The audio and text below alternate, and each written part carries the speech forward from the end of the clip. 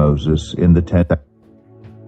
The Book of Numbers, chapter 1. The Lord spoke to Moses in the tent of meeting in the desert of Sinai on the first day of the 2nd month of the 2nd year after the Israelites came out of Egypt. He said, "Take a census of the whole Israelite community by their clans and families, listing every man by name, one by one.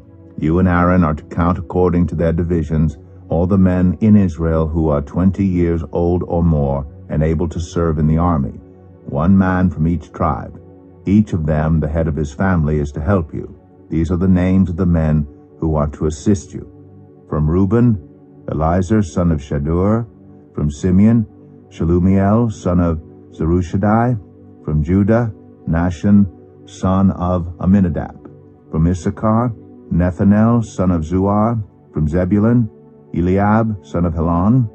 From the sons of Joseph, from Ephraim, Elishama, son of Ammihud. From Manasseh, Gamaliel, son of Pedazur. From Benjamin, Abidan, son of Gideoni. From Dan, Ahiezer, son of Ammishaddai. From Asher, Pagiel, son of Ochran. From Gad, Eliasaph, son of Deuel. From Naphtali, Ahira, son of Enan. These were the men appointed from the community, the leaders of their ancestral tribes. They were the heads of the clans of Israel. Moses and Aaron took these men whose names had been specified, and they called the whole community together on the first day of the 2nd month. The people registered their ancestry by their clans and families, and the men 20 years old or more were listed by name one by one, as the Lord commanded Moses. And so he counted them in the desert of Sinai. From the descendants of Reuben, the firstborn son of Israel, all the men 20 years old or more who were able to serve in the army were listed by name one by one according to the records of their clans and families. The number from the tribe of Reuben was 46,500. From the descendants of Simeon, all the men 20 years old or more who were able to serve in the army were counted and listed by name one by one according to the records of their clans and families. The number from the tribe of Simeon was 59,300. From the descendants of Gad, all the men 20 years old or more who were able to serve in the army were listed by name according to the records of their clans and families. The number from the tribe of Gad was 45,650. From the descendants of Judah, all the men 20 years old or more who were able to serve in the army were listed by name according to the records of their clans and families. The number from the tribe of Judah was 74,600. From the descendants of Issachar, all the men 20 years old or more who were able to serve in the army were listed by name according to the records of their clans and families. The number from the tribe of Issachar was 54,400. From the descendants of Zebulun, all the men 20 years old or more who were able to serve in the army were listed by name according to the records of their clans and families. The number from the tribe of Zebulun was 57,400. From the sons of Joseph, from the descendants of Ephraim, all the men 20 years old or more who were able to serve in the army were listed by name according to the records of their clans and families. The number from the tribe of Ephraim was 40,500. From the descendants of Manasseh, all the men 20 years old or more who were able to serve in the army were listed by name according to the records of their clans and families. The number from the tribe of Manasseh was 32,200. From the descendants of Benjamin, all the men 20 years old or more who were able to serve in the army were listed by name according to the records of their clans and families. The number from the tribe of Benjamin was 35,400. From the descendants of Dan, all the men 20 years old or more who were able to serve in the army were listed by name according to the records of their clans and families. The number from the tribe of Dan was 62,700. From the descendants of Asher, all the men 20 years old or more who were able to serve in the army were listed by name according to the records of their clans and families. The number from the tribe of Asher was 41,500. From the descendants of Naphtali, all the men 20 years old or more who were able to serve in the army were listed by name according to the records of their clans and families. The number from the tribe of Naphtali was 53,400. These were the men counted by Moses and Aaron and the 12 leaders of Israel, each one representing his family. All the Israelites 20 years old or more who were able to serve in Israel's army were counted according to their families. The total number was 603,550. The ancestral tribe of the Levites, however, was not counted along with the others. The Lord had said to Moses, "You must not count the tribe of Levi or include them in the census of the other Israelites. Instead, appoint the Levites to be in charge of the tabernacle of the covenant law, over all its furnishings and everything belonging to it. They are to carry the tabernacle and all its furnishings. They are to take care of it and encamp around it. Whenever the tabernacle is to move, the Levites are to take it down, and whenever the tabernacle is to be set up, the Levites shall do it. Anyone else who approaches it is to be put to death. The Israelites are to set up their tents by divisions, each of them in their own camp under their standard. The Levites, however, are to set up their tents around the tabernacle of the covenant law, so that my wrath will not fall on the Israelite community. The Levites are to be responsible for the care of the tabernacle of the covenant law." The Israelites did all this just as the Lord commanded Moses. Numbers 2. The Lord said to Moses and Aaron, "The Israelites are to camp around the tent of meeting some distance from it, each of them under their standard and holding the banners of their family, on the east toward the sun."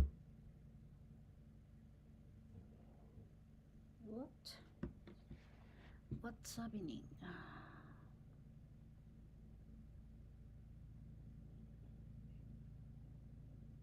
What happened? Numbers.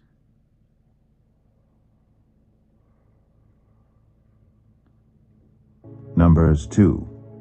The Lord said to Moses and Aaron, "The Israelites are to camp around the tent of meeting some distance from it, each of them under their standard and holding the banners of their family, on the east toward the sunrise.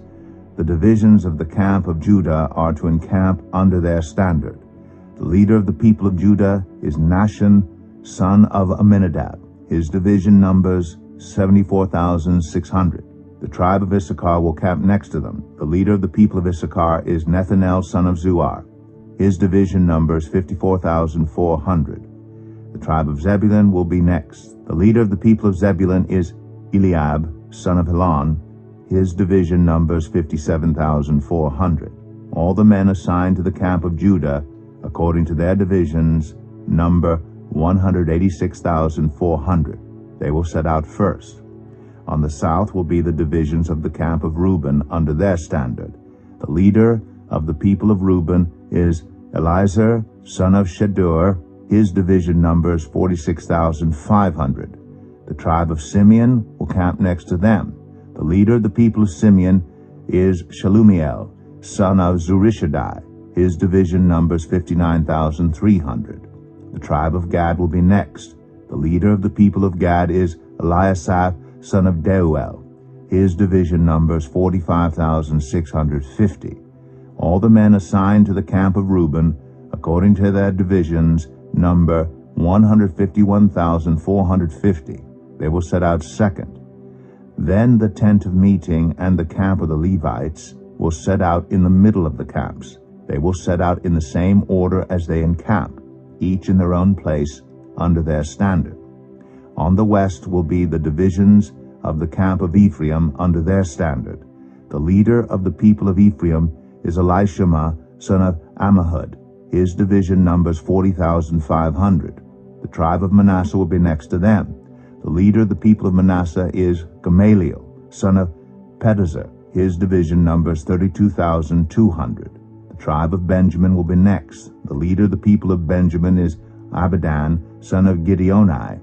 His division numbers 35,400. All the men assigned to the camp of Ephraim, according to their divisions, number 108,100. They will set out third. On the north will be the divisions of the camp of Dan under their standard. The leader of the people of Dan is Ahiezer, son of Ammishaddai. His division numbers 62,700. The tribe of Asher will camp next to them. The leader of the people of Asher is Pagiel, son of Okran. His division numbers 41,500. The tribe of Naphtali will be next. The leader of the people of Naphtali is Ahira, son of Enan. His division numbers 53,400. All the men assigned to the camp of Dan number 157,600. They will set out last under their standards. These are the Israelites, counted according to their families. All the men in the camps by their divisions number 603,550. The Levites, however, were not counted along with the other Israelites, as the Lord commanded Moses. So the Israelites did everything the Lord commanded Moses.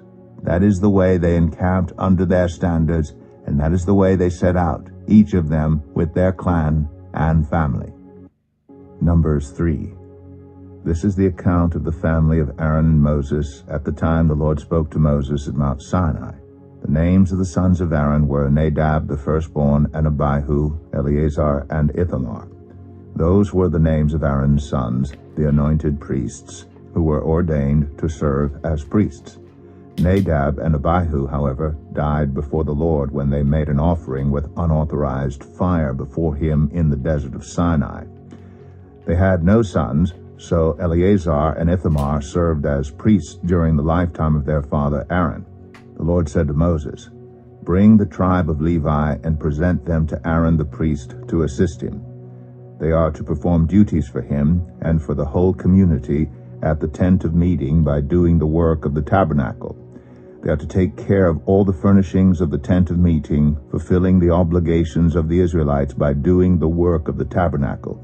Give the Levites to Aaron and his sons. They are the Israelites who are to be given wholly to him. Appoint Aaron and his sons to serve as priests. Anyone else who approaches the sanctuary is to be put to death." The Lord also said to Moses, "I have taken the Levites from among the Israelites in place of the first male offspring of every Israelite woman. The Levites are mine, for all the firstborn are mine. When I struck down all the firstborn in Egypt, I set apart for myself every firstborn in Israel, whether human or animal. They are to be mine. I am the Lord." The Lord said to Moses in the desert of Sinai, "Count the Levites by their families and clans. Count every male a month old or more."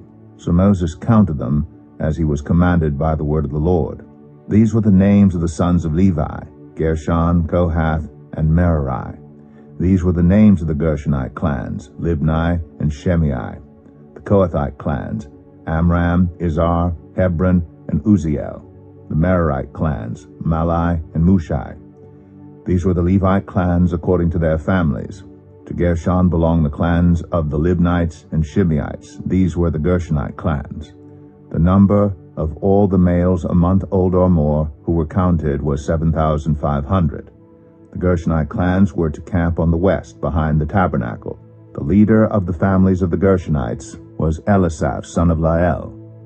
At the tent of meeting, the Gershonites were responsible for the care of the tabernacle and tent, its coverings, the curtain at the entrance to the tent of meeting, the curtains of the courtyard, the curtain at the entrance to the courtyard surrounding the tabernacle and altar, and the ropes and everything related to their use. To Kohath belonged the clans of the Amramites, Izrahites, Hebronites, and Uzzielites. These were the Kohathite clans. The number of all the males a month old or more was 8,600. The Kohathites were responsible for the care of the sanctuary.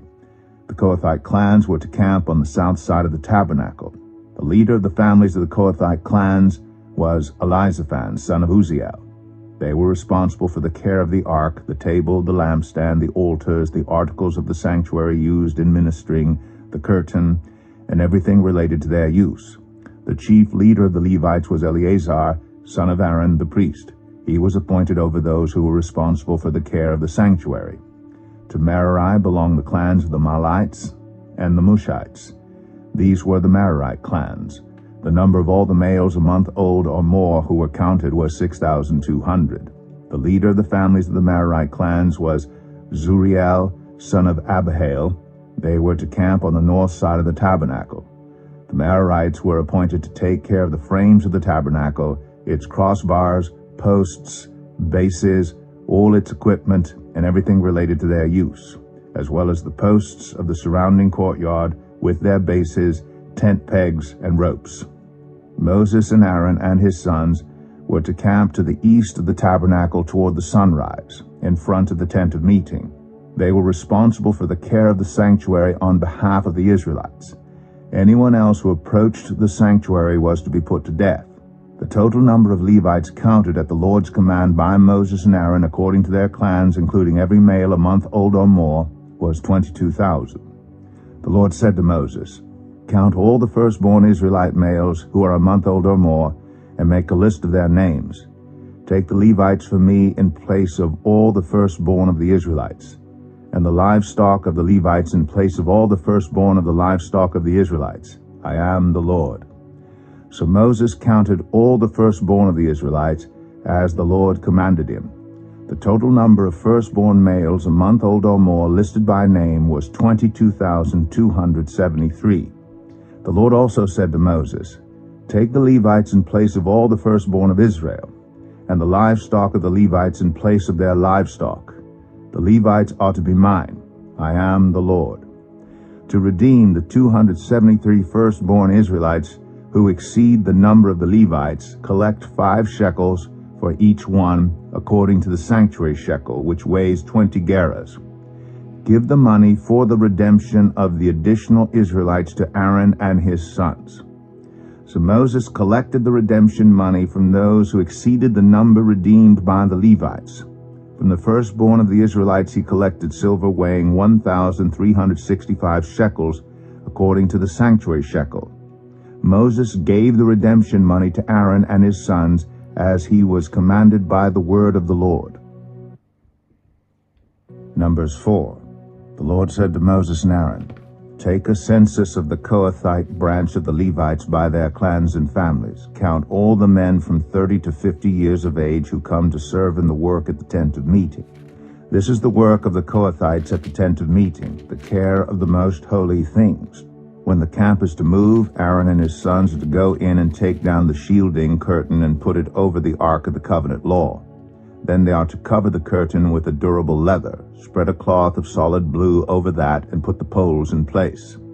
Over the table of the presence they are to spread a blue cloth and put on it the plates, dishes, and bowls, and the jars for drink offerings. The bread that is continually there is to remain on it. They are to spread a scarlet cloth over them, cover that with the durable leather, and put the poles in place. They are to take a blue cloth and cover the lampstand that is for light, together with its lamps, its wick trimmers and trays, and all its jars for the olive oil used to supply it. Then they are to wrap it and all its accessories in a covering of the durable leather, and put it on a carrying frame. Over the gold altar they are to spread a blue cloth and cover that with the durable leather, and put the poles in place. They are to take all the articles used for ministering in the sanctuary, wrap them in a blue cloth, cover that with the durable leather, and put them on a carrying frame. They are to remove the ashes from the bronze altar and spread a purple cloth over it. Then they are to place on it all the utensils used for ministering at the altar, including the fire pans, meat forks, shovels, and sprinkling bowls. Over it they are to spread a covering of the durable leather and put the poles in place. After Aaron and his sons have finished covering the holy furnishings and all the holy articles, and when the camp is ready to move, only then are the Kohathites to come and do the carrying. But they must not touch the holy things, or they will die. The Kohathites are to carry those things that are in the tent of meeting. Eleazar, son of Aaron the priest, is to have charge of the oil for the light, the fragrant incense, the regular grain offering, and the anointing oil. He is to be in charge of the entire tabernacle and everything in it, including its holy furnishings and articles. The Lord said to Moses and Aaron, "See that the Kohathite tribal clans are not destroyed from among the Levites, so that they may live and not die. When they come near the most holy things, do this for them.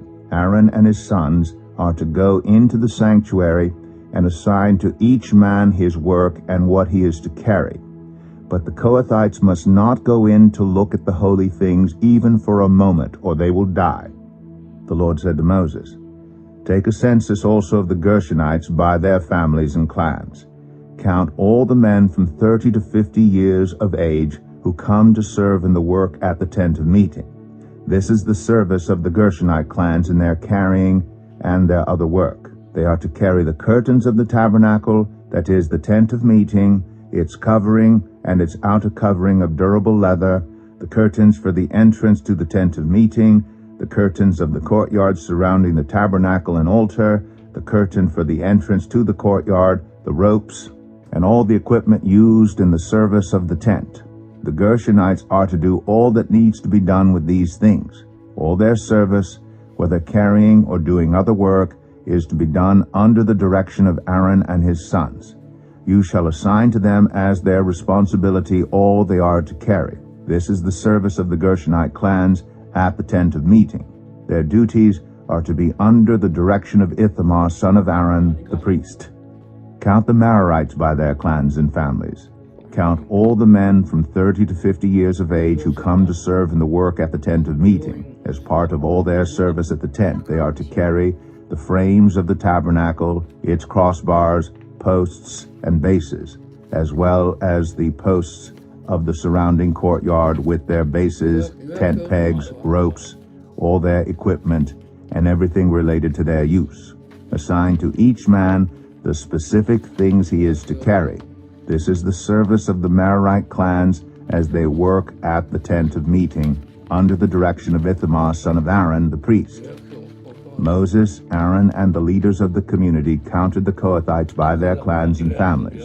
All the men from 30 to 50 years of age who came to serve in the work at the tent of meeting, counted by clans, were 2,750.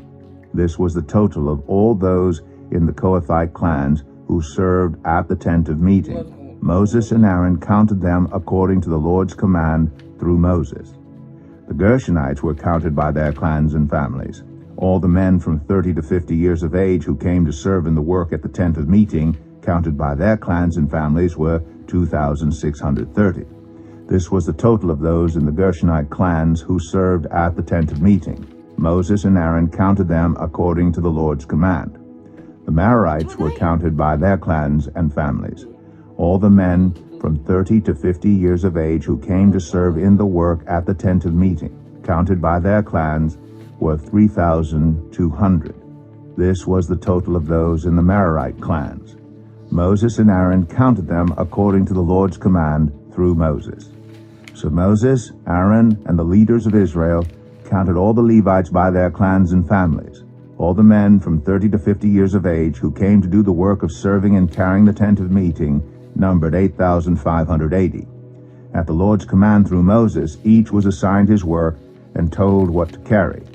Thus they were counted, as the Lord commanded Moses. Numbers 5.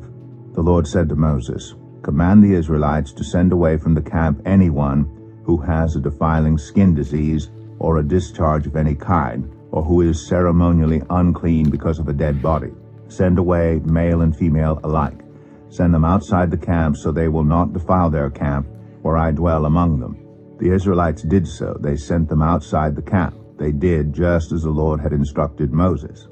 The Lord said to Moses, "Say to the Israelites, any man or woman who wrongs another in any way and so is unfaithful to the Lord is guilty and must confess the sin they have committed. They must make full restitution for the wrong they have done, add a fifth of the value to it, and give it all to the person they have wronged. But if that person has no close relative to whom restitution can be made for the wrong, the restitution belongs to the Lord and must be given to the priest, along with the ram with which atonement is made for the wrongdoer. All the sacred contributions the Israelites bring to a priest will belong to him. Sacred things belong to their owners, but what they give to the priest will belong to the priest." Then the Lord said to Moses, "Speak to the Israelites and say to them, if a man's wife goes astray and is unfaithful to him, so that another man has sexual relations with her, and this is hidden from her husband, and her impurity is undetected, since there is no witness against her, and she has not been caught in the act, and if feelings of jealousy come over her husband, and he suspects his wife, and she is impure, or if he is jealous and suspects her even though she is not impure, Then he is to take his wife to the priest. He must also take an offering of 1/10 of an ephah of barley flour on her behalf. He must not pour olive oil on it or put incense on it, because it is a grain offering for jealousy, a reminder offering, to draw attention to wrongdoing. The priest shall bring her and have her stand before the Lord. Then he shall take some holy water in a clay jar and put some dust from the tabernacle floor into the water. After the priest has had the woman stand before the Lord, he shall loosen her hair and place in her hands the reminder offering, the grain offering for jealousy, while he himself holds the bitter water that brings a curse. Then the priest shall put the woman under oath and say to her, "If no other man has had sexual relations with you, and you have not gone astray and become impure while married to your husband, may this bitter water that brings a curse not harm you. But if you have gone astray while married to your husband, and you have made yourself impure by having sexual relations with a man other than your husband, here the priest is to put the woman under this curse. May the Lord cause you to become a curse among your people when he makes your womb miscarry and your abdomen swell. May this water that brings a curse enter your body, so that your abdomen swells or your womb miscarries."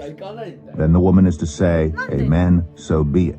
The priest is to write these curses on a scroll and then wash them off into the bitter water. He shall make the woman drink the bitter water that brings a curse, and this water that brings a curse and causes bitter suffering will enter her. The priest is to take from her hands the grain offering for jealousy, wave it before the Lord, and bring it to the altar. The priest is then to take a handful of the grain offering as a memorial offering and burn it on the altar. After that, he is to have the woman drink the water. If she has made herself impure and been unfaithful to her husband, this will be the result. When she is made to drink the water that brings a curse and causes bitter suffering, it will enter her. Her abdomen will swell, and her womb will miscarry, and she will become a curse. If, however, the woman has not made herself impure but is clean, she will be cleared of guilt and will be able to have children. This, then, is the law of jealousy, when a woman goes astray and makes herself impure while married to a husband, or when feelings of jealousy come over a man because he suspects his wife. The priest is to have her stand before the Lord and is to apply this entire law to her. The husband will be innocent of any wrongdoing, but the woman will bear the consequences of her sin. Numbers 6. The Lord said to Moses, "Speak to the Israelites and say to them, if a man or woman wants to make a special vow, a vow of dedication to the Lord as a Nazirite, they must abstain from wine and other fermented drink, and must not drink vinegar made from wine or other fermented drink. They must not drink grape juice or eat grapes or raisins. As long as they remain under their Nazirite vow, they must not eat anything that comes from the grapevine, not even the seeds or skins. During the entire period of their Nazirite vow, no razor may be used on their head. They must be holy until the period of their dedication to the Lord is over. They must let their hair grow long.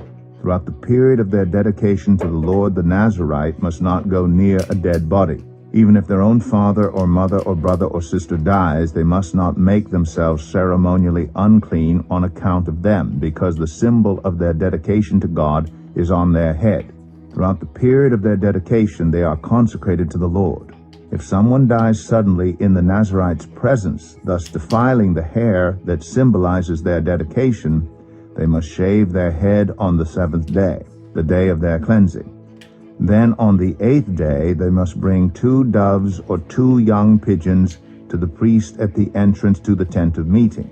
The priest is to offer one as a sin offering and the other as a burnt offering to make atonement for the Nazirite, because they sinned by being in the presence of the dead body. That same day they are to consecrate their head again. They must rededicate themselves to the Lord for the same period of dedication, and must bring a year-old male lamb as a guilt offering. The previous days do not count, because they became defiled during their period of dedication. Now this is the law of the Nazirite when the period of their dedication is over. They are to be brought to the entrance to the tent of meeting. There they are to present their offerings to the Lord, a year-old male lamb without defect for a burnt offering, a year-old ewe lamb without defect for a sin offering, a ram without defect for a fellowship offering, together with their grain offerings and drink offerings, and a basket of bread made with the finest flour and without yeast, thick loaves with olive oil mixed in, and thin loaves brushed with olive oil. The priest is to present all these before the Lord and make the sin offering and the burnt offering. He is to present the basket of unleavened bread and is to sacrifice the ram as a fellowship offering to the Lord, together with its grain offering and drink offering. Then at the entrance to the tent of meeting, the Nazirite must shave off the hair that symbolizes their dedication. They are to take the hair and put it in the fire that is under the sacrifice of the fellowship offering. After the Nazirite has shaved off the hair that symbolizes their dedication, the priest is to place in their hands a boiled shoulder of the ram, and one thick loaf and one thin loaf from the basket, both made without yeast.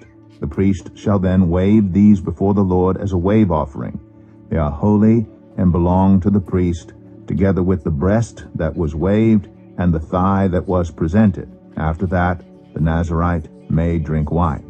This is the law of the Nazirite, who vows offerings to the Lord in accordance with their dedication, in addition to whatever else they can afford. They must fulfill the vows they have made according to the law of the Nazirite. The Lord said to Moses, "Tell Aaron and his sons, this is how you are to bless the Israelites. Say to them, the Lord bless you and keep you. The Lord make his face shine on you and be gracious to you. The Lord turn his face toward you and give you peace. So they will put my name on the Israelites, and I will bless them." Number 7. When Moses finished setting up the tabernacle, he anointed and consecrated it in all its furnishings. He also anointed and consecrated the altar and all its utensils. Then the leaders of Israel, the heads of families who were the tribal leaders in charge of those who were counted, made offerings.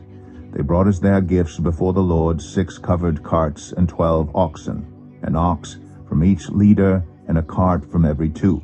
These they presented before the tabernacle. The Lord said to Moses, "Accept these from them, that they may be used in the work at the tent of meeting. Give them to the Levites as each man's work requires." So Moses took the carts and oxen and gave them to the Levites. He gave 2 carts and 4 oxen to the Gershonites as their work required, and he gave 4 carts and 8 oxen to the Merarites as their work required. They were all under the direction of Ithamar, son of Aaron, the priest. But Moses did not give any to the Kohathites, because they were to carry on their shoulders the holy things for which they were responsible. When the altar was anointed, the leaders brought their offerings for its dedication and presented them before the altar. For the Lord had said to Moses, "Each day 1 leader is to bring his offering for the dedication of the altar." The one who brought his offering on the first day was Nahshon, son of Amminadab of the tribe of Judah. His offering was 1 silver plate weighing 130 shekels, and 1 silver sprinkling bowl weighing 70 shekels, both according to the sanctuary shekel, each filled with the finest flour mixed with olive oil as a grain offering. 1 gold dish weighing 10 shekels, filled with incense, 1 young bull, 1 ram, and 1 male lamb a year old for a burnt offering, 1 male goat for a sin offering, and 2 oxen, 5 rams, 5 male goats, and 5 male lambs a year old, to be sacrificed as a fellowship offering. This was the offering of Nahshon, son of Amminadab. On the second day, Nethanel, son of Zuar, the leader of Issachar, brought his offering.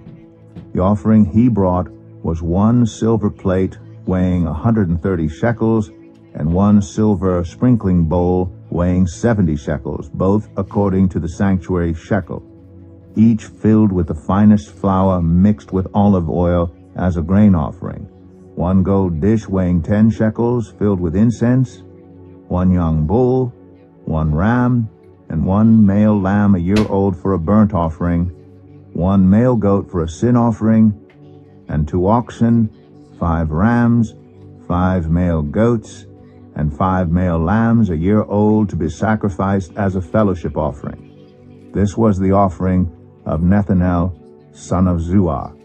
On the third day, Eliab, son of Helon, the leader of the people of Zebulun, brought his offering. His offering was 1 silver plate weighing 130 shekels, and 1 silver sprinkling bowl weighing 70 shekels, both according to the sanctuary shekel, each filled with the finest flour mixed with olive oil as a grain offering. 1 gold dish weighing 10 shekels filled with incense, 1 young bull, 1 ram, and 1 male lamb a year old for a burnt offering, 1 male goat for a sin offering, and 2 oxen, 5 rams, 5 male goats, and 5 male lambs a year old to be sacrificed as a fellowship offering. This was the offering of Eliab, son of Helon. On the fourth day, Eliezer, son of Shedeur, the leader of the people of Reuben, brought his offering. His offering was 1 silver plate weighing 130 shekels, and 1 silver sprinkling bowl weighing 70 shekels, both according to the sanctuary shekel, each filled with the finest flour mixed with olive oil as a grain offering. 1 gold dish weighing 10 shekels filled with incense, 1 young bull, 1 ram, and 1 male lamb a year old for a burnt offering, 1 male goat for a sin offering, and 2 oxen, 5 rams, 5 male goats, and 5 male lambs a year old to be sacrificed as a fellowship offering. This was the offering of Eleazar, son of Shedeur. On the 5th day, Shelumiel, son of Zerushadai, the leader of the people of Simeon, brought his offering. His offering was 1 silver plate weighing 130 shekels, and 1 silver sprinkling bowl weighing 70 shekels, both according to the sanctuary shekel, each filled with the finest flour mixed with olive oil as a grain offering. 1 gold dish weighing 10 shekels filled with incense, 1 young bull, 1 ram, and 1 male lamb a year old for a burnt offering, 1 male goat for a sin offering, and 2 oxen, 5 rams, 5 male goats, and 5 male lambs a year old to be sacrificed as a fellowship offering. This was the offering of Shelumiel, son of Zerushadai. On the 6th day, Eliasaph, son of Duel, the leader of the people of Gad, brought his offering. His offering was 1 silver plate weighing 130 shekels, and 1 silver sprinkling bowl weighing 70 shekels, both according to the sanctuary shekel, each filled with the finest flour mixed with olive oil as a grain offering. 1 gold dish weighing 10 shekels filled with incense, 1 young bull, 1 ram, and 1 male lamb a year old for a burnt offering, 1 male goat for a sin offering, and 2 oxen, 5 rams, 5 male goats, and 5 male lambs a year old to be sacrificed as a fellowship offering. This was the offering of Eliasaph, son of Duel. On the 7th day, Elishama, son of Ammihud, the leader of the people of Ephraim, brought his offering. His offering was 1 silver plate weighing 130 shekels, and 1 silver sprinkling bowl weighing 70 shekels, both according to the sanctuary shekel, each filled with the finest flour mixed with olive oil as a grain offering. 1 gold dish weighing 10 shekels filled with incense, 1 young bull, 1 ram, and 1 male lamb a year old for a burnt offering, 1 male goat for a sin offering, and 2 oxen, 5 rams, 5 male goats, and 5 male lambs a year old to be sacrificed as a fellowship offering. This was the offering of Elishama, son of Ammihud. On the 8th day, Gamaliel, son of Pedazur, the leader of the people of Manasseh, brought his offering. His offering was 1 silver plate weighing 130 shekels, and 1 silver sprinkling bowl weighing 70 shekels, both according to the sanctuary shekel, each filled with the finest flour mixed with olive oil as a grain offering. 1 gold dish weighing 10 shekels filled with incense, 1 young bull, 1 ram, and 1 male lamb a year old for a burnt offering, 1 male goat for a sin offering, and 2 oxen, 5 rams, 5 male goats, and 5 male lambs a year old to be sacrificed as a fellowship offering. This was the offering of Gamaliel, son of Pedazur. On the 9th day, Abidan, son of Gideoni, the leader of the people of Benjamin, brought his offering. His offering was 1 silver plate weighing 130 shekels, and 1 silver sprinkling bowl weighing 70 shekels, both according to the sanctuary shekel, each filled with the finest flour mixed with olive oil as a grain offering. 1 gold dish weighing 10 shekels filled with incense, 1 young bull, 1 ram, and 1 male lamb a year old for a burnt offering, 1 male goat for a sin offering, and 2 oxen, 5 rams, 5 male goats, and 5 male lambs a year old to be sacrificed as a fellowship offering. This was the offering of Abidan, son of Gideoni. On the 10th day, Ahiezer, son of Ammishaddai, the leader of the people of Dan, brought his offering. His offering was 1 silver plate weighing 130 shekels, and 1 silver sprinkling bowl weighing 70 shekels, both according to the sanctuary shekel, each filled with the finest flour mixed with olive oil as a grain offering.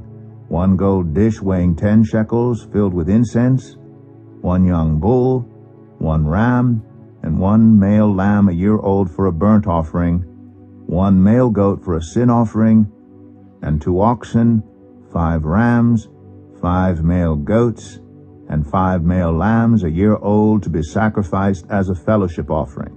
This was the offering of Ahiezer, son of Ammishaddai. On the 11th day, Pagiel, son of Ochran, the leader of the people of Asher, brought his offering. His offering was 1 silver plate weighing 130 shekels, and 1 silver sprinkling bowl weighing 70 shekels, both according to the sanctuary shekel, each filled with the finest flour mixed with olive oil as a grain offering. 1 gold dish weighing 10 shekels filled with incense, 1 young bull, 1 ram, and 1 male lamb a year old for a burnt offering, 1 male goat for a sin offering, and 2 oxen, 5 rams, 5 male goats, and 5 male lambs a year old to be sacrificed as a fellowship offering. This was the offering of Pagiel, son of Ochran. On the 12th day, Ahira, son of Enan, the leader of the people of Naphtali, brought his offering. His offering was 1 silver plate weighing 130 shekels, and 1 silver sprinkling bowl weighing 70 shekels, both according to the sanctuary shekel, each filled with the finest flour mixed with olive oil as a grain offering. 1 gold dish weighing 10 shekels filled with incense, 1 young bull, 1 ram, and 1 male lamb a year old for a burnt offering, 1 male goat for a sin offering, and 2 oxen, 5 rams, 5 male goats, and 5 male lambs a year old to be sacrificed as a fellowship offering. This was the offering of Ahira, son of Enan. These were the offerings of the Israelite leaders for the dedication of the altar when it was anointed: 12 silver plates, 12 silver sprinkling bowls, and 12 gold dishes. Each silver plate weighed 130 shekels, and each sprinkling bowl 70 shekels. Altogether, the silver dishes weighed 2,400 shekels, according to the sanctuary shekel. The 12 gold dishes filled with incense weighed 10 shekels each, according to the sanctuary shekel.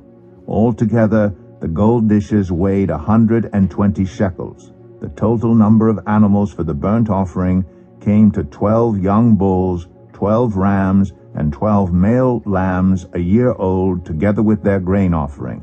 12 male goats were used for the sin offering. The total number of animals for the sacrifice of the fellowship offering came to 24 oxen, 60 rams, 60 male goats, and 60 male lambs a year old. These were the offerings for the dedication of the altar after it was anointed.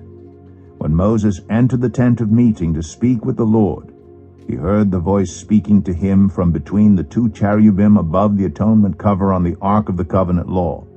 In this way the Lord spoke to him.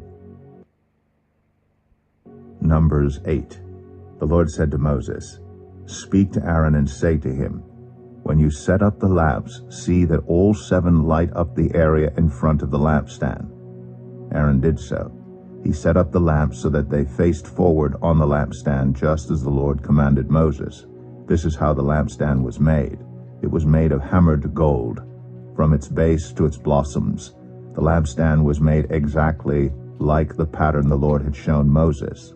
The Lord said to Moses, take the Levites from among all the Israelites and make them ceremonially clean. To purify them, do this: sprinkle the water of cleansing on them, then have them shave their whole bodies and wash their clothes. And so they will purify themselves. Have them take a young bull with its grain offering of the finest flour mixed with olive oil. Then you are to take a second young bull for a sin offering. Bring the Levites to the front of the tent of meeting and assemble the whole Israelite community. You are to bring the Levites before the Lord, and the Israelites are to lay their hands on them. Aaron is to present the Levites before the Lord as a wave offering from the Israelites, so that they may be ready to do the work of the Lord. Then the Levites are to lay their hands on the heads of the bulls, using one for a sin offering to the Lord and the other for a burnt offering, to make atonement for the Levites. Have the Levites stand in front of Aaron and his sons, and then present them as a wave offering to the Lord. In this way you are to set the Levites apart from the other Israelites, and the Levites will be mine. After you have purified the Levites and presented them as a wave offering, they are to come to do their work at the tent of meeting. They are the Israelites who are to be given wholly to me. I have taken them as my own in place of the firstborn, the first male offspring from every Israelite woman. Every firstborn male in Israel, whether human or animal, is mine. When I struck down all the firstborn in Egypt, I set them apart for myself. And I have taken the Levites in place of all the firstborn sons in Israel. From among all the Israelites I have given the Levites as gifts to Aaron and his sons, to do the work at the tent of meeting on behalf of the Israelites, and to make atonement for them, so that no plague will strike the Israelites when they go near the sanctuary. Moses, Aaron, and the whole Israelite community did with the Levites just as the Lord commanded Moses. The Levites purified themselves and washed their clothes. Then Aaron presented them as a wave offering before the Lord, and made atonement for them to purify them. After that the Levites came to do their work at the tent of meeting under the supervision of Aaron and his sons. They did with the Levites just as the Lord commanded Moses. The Lord said to Moses, this applies to the Levites. Men 25 years old or more shall come to take part in the work at the tent of meeting. But at the age of 50 they must retire from their regular service and work no longer. They may assist their brothers in performing their duties at the tent of meeting, but they themselves must not do the work. This then is how you are to assign the responsibilities of the Levites. Numbers 9. The Lord spoke to Moses in the desert of Sinai in the first month of the 2nd year after they came out of Egypt. He said, have the Israelites celebrate the Passover at the appointed time. Celebrate it at the appointed time at twilight on the 14th day of this month, in accordance with all its rules and regulations. So Moses told the Israelites to celebrate the Passover, and they did so in the desert of Sinai at twilight on the 14th day of the first month. The Israelites did everything just as the Lord commanded Moses. But some of them could not celebrate the Passover on that day because they were ceremonially unclean on account of a dead body. So they came to Moses and Aaron that same day and said to Moses, we have become unclean because of a dead body, but why should we be kept from presenting the Lord's offering with the other Israelites at the appointed time? Moses answered them, wait until I find out what the Lord commands concerning you. Then the Lord said to Moses, tell the Israelites, when any of you or your descendants are unclean because of a dead body or are away on a journey, they are still to celebrate the Lord's Passover.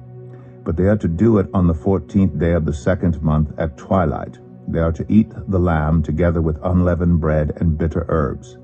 They must not leave any of it till morning or break any of its bones. When they celebrate the Passover, they must follow all the regulations. But if anyone who is ceremonially clean and not on a journey fails to celebrate the Passover, they must be cut off from their people for not presenting the Lord's offering at the appointed time. They will bear the consequences of their sin. A foreigner residing among you is also to celebrate the Lord's Passover in accordance with its rules and regulations. You must have the same regulations for both the foreigner and the native born.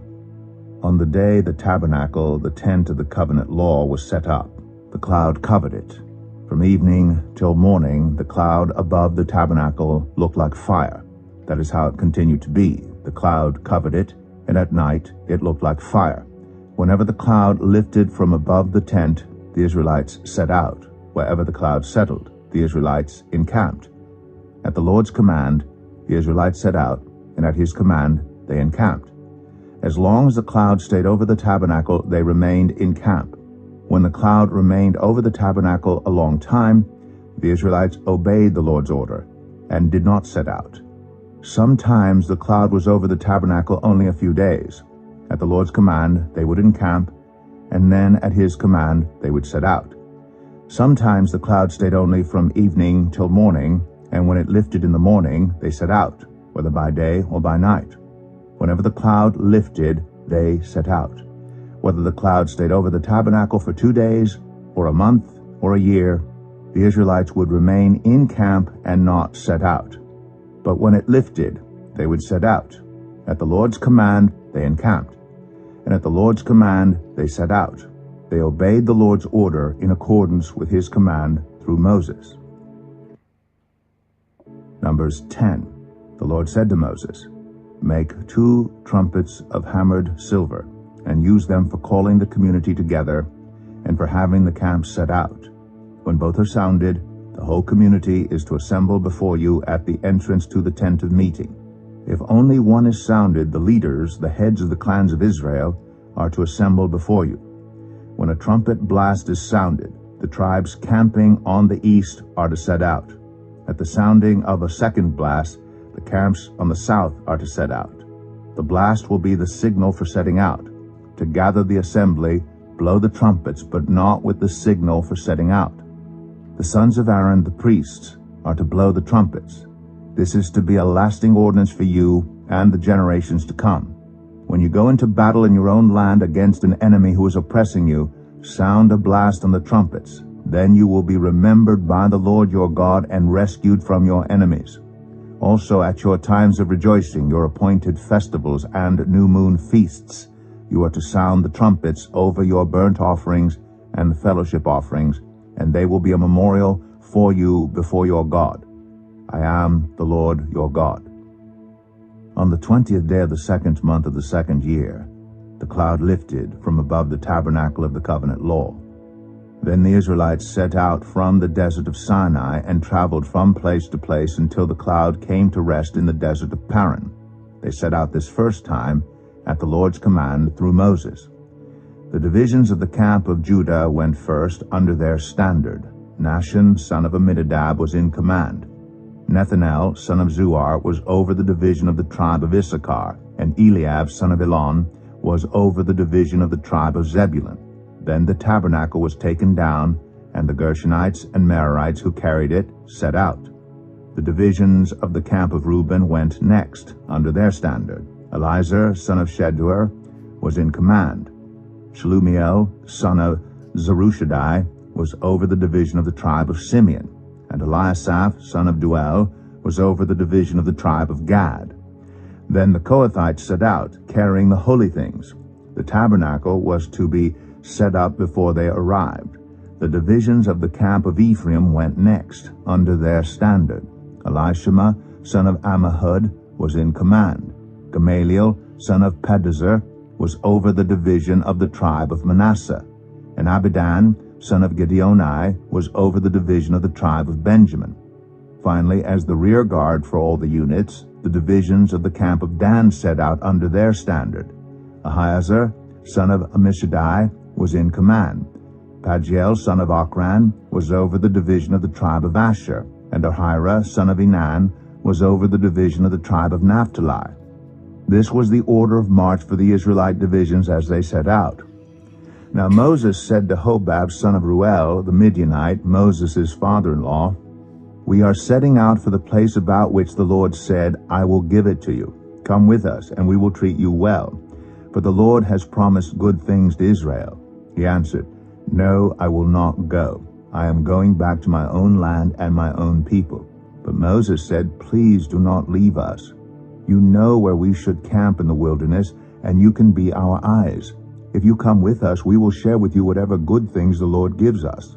So they set out from the mountain of the Lord and traveled for 3 days. The ark of the covenant of the Lord went before them during those 3 days to find them a place to rest. The cloud of the Lord was over them by day when they set out from the camp. Whenever the ark set out, Moses said, "Rise up, Lord. May your enemies be scattered. May your foes flee before you." Whenever it came to rest, he said, "Return, Lord, to the countless thousands of Israel." Numbers 11. Now the people complained about their hardships in the hearing of the Lord, and when he heard them, his anger was aroused. Then fire from the Lord burned among them and consumed some of the outskirts of the camp. When the people cried out to Moses, he prayed to the Lord, and the fire died down. So that place was called Taberah, because fire from the Lord had burned among them. The rabble with them began to crave other food. And again the Israelites started wailing and said, "If only we had meat to eat. We remember the fish we ate in Egypt at no cost, also the cucumbers, melons, leeks, onions, and garlic. But now we have lost our appetite. We never see anything but this manna." The manna was like coriander seed and looked like resin.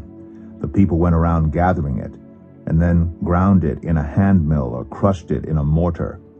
They cooked it in a pot or made it into loaves, and it tasted like something made with olive oil. When the dew settled on the camp at night, the manna also came down.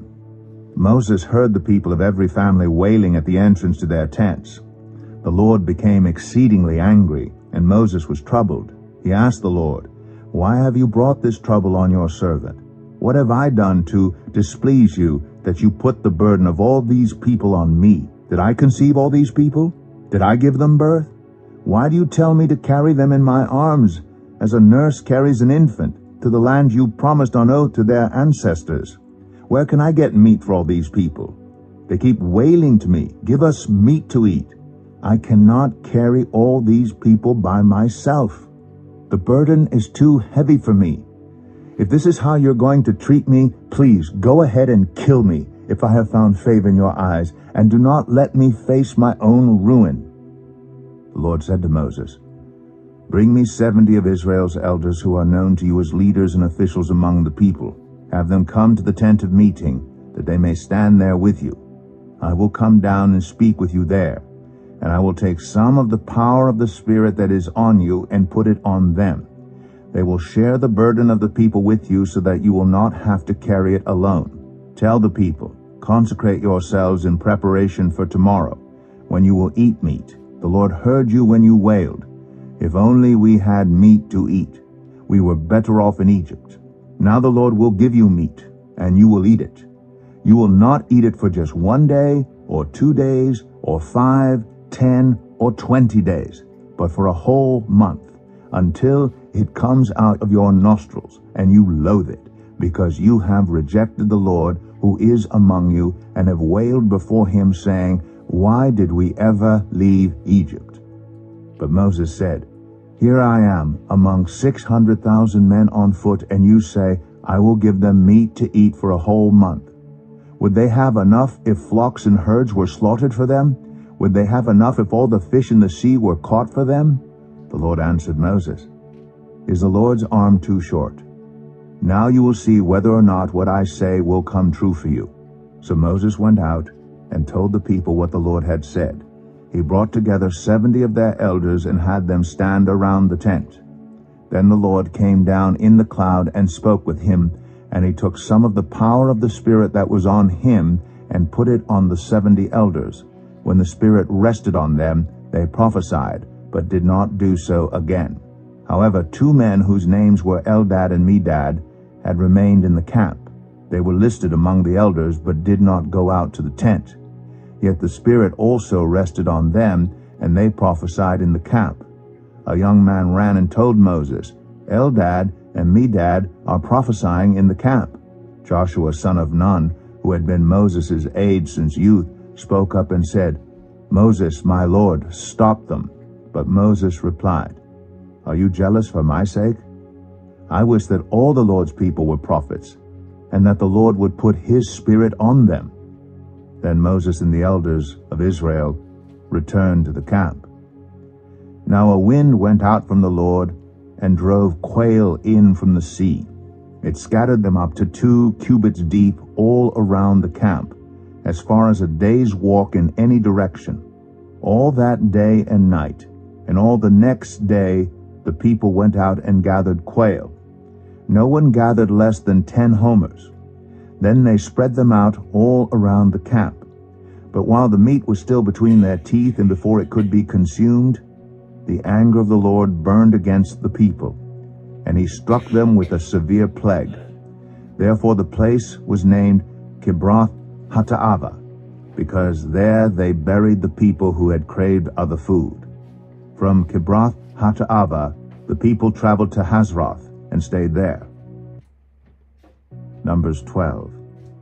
Miriam and Aaron began to talk against Moses because of his Cushite wife, for he had married a Cushite. Has the Lord spoken only through Moses? They asked. Hasn't he also spoken through us? And the Lord heard this.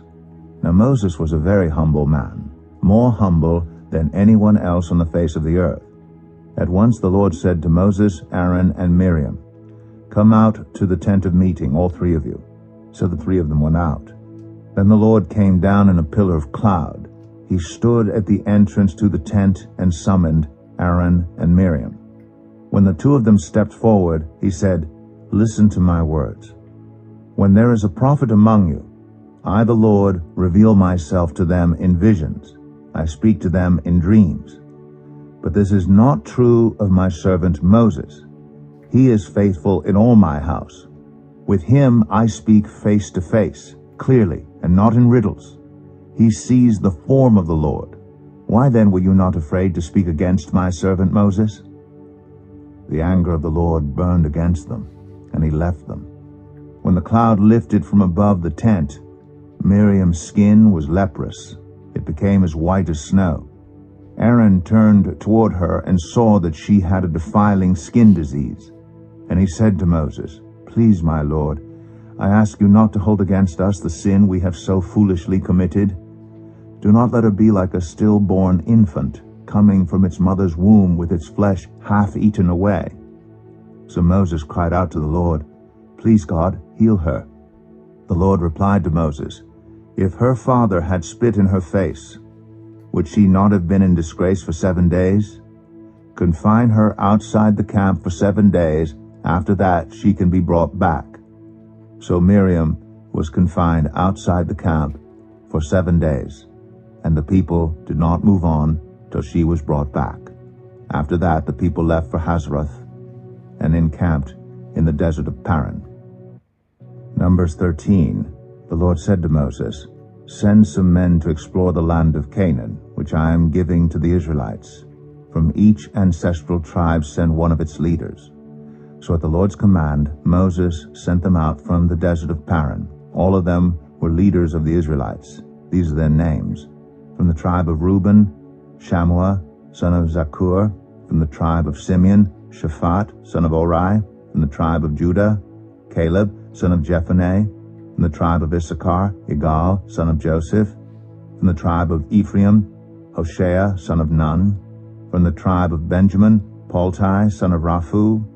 From the tribe of Zebulun, Gadiel, son of Sodai. From the tribe of Manasseh, a tribe of Joseph, Gadai, son of Susai. From the tribe of Dan, Amiel, son of Gemalli. From the tribe of Asher, Sethur, son of Michael.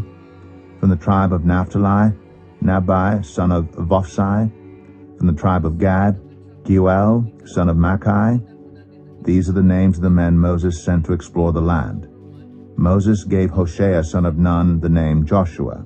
When Moses sent them to explore Canaan, he said, Go up through the Negev and into the hill country. See what the land is like, and whether the people who live there are strong or weak, few or many. What kind of land do they live in? Is it good or bad? What kind of towns do they live in? Are they unwalled or fortified? How is the soil? Is it fertile or poor? Are there trees in it or not? Do your best to bring back some of the fruit of the land. It was the season for the first ripe grapes. So they went up and explored the land from the desert of Zin as far as Rehob, toward Lebo Hamath. They went up through the Negev and came to Hebron, where Ahiman, Sheshai, and Talmai, the descendants of Anak, lived. Hebron had been built 7 years before Zoan in Egypt. When they reached the valley of Eshcol, they cut off a branch bearing a single cluster of grapes. 2 of them carried it on a pole between them, along with some pomegranates and figs. That place was called the Valley of Eshcol because of the cluster of grapes the Israelites cut off there. At the end of 40 days, they returned from exploring the land. They came back to Moses and Aaron and the whole Israelite community at Kadesh in the desert of Paran. There they reported to them and to the whole assembly and showed them the fruit of the land. They gave Moses this account: We went into the land to which you sent us, and it does flow with milk and honey. Here is its fruit. But the people who live there are powerful, and the cities are fortified and very large. We even saw descendants of Anak there. The Amalekites live in the Negev. The Hittites, Jebusites, and Amorites live in the hill country, and the Canaanites live near the sea and along the Jordan. Then Caleb silenced the people before Moses and said, We should go up and take possession of the land, for we can certainly do it. But the men who had gone up with him said, We can't attack those people. They are stronger than we are. And they spread among the Israelites a bad report about the land they had explored. They said, The land we explored devours those living in it.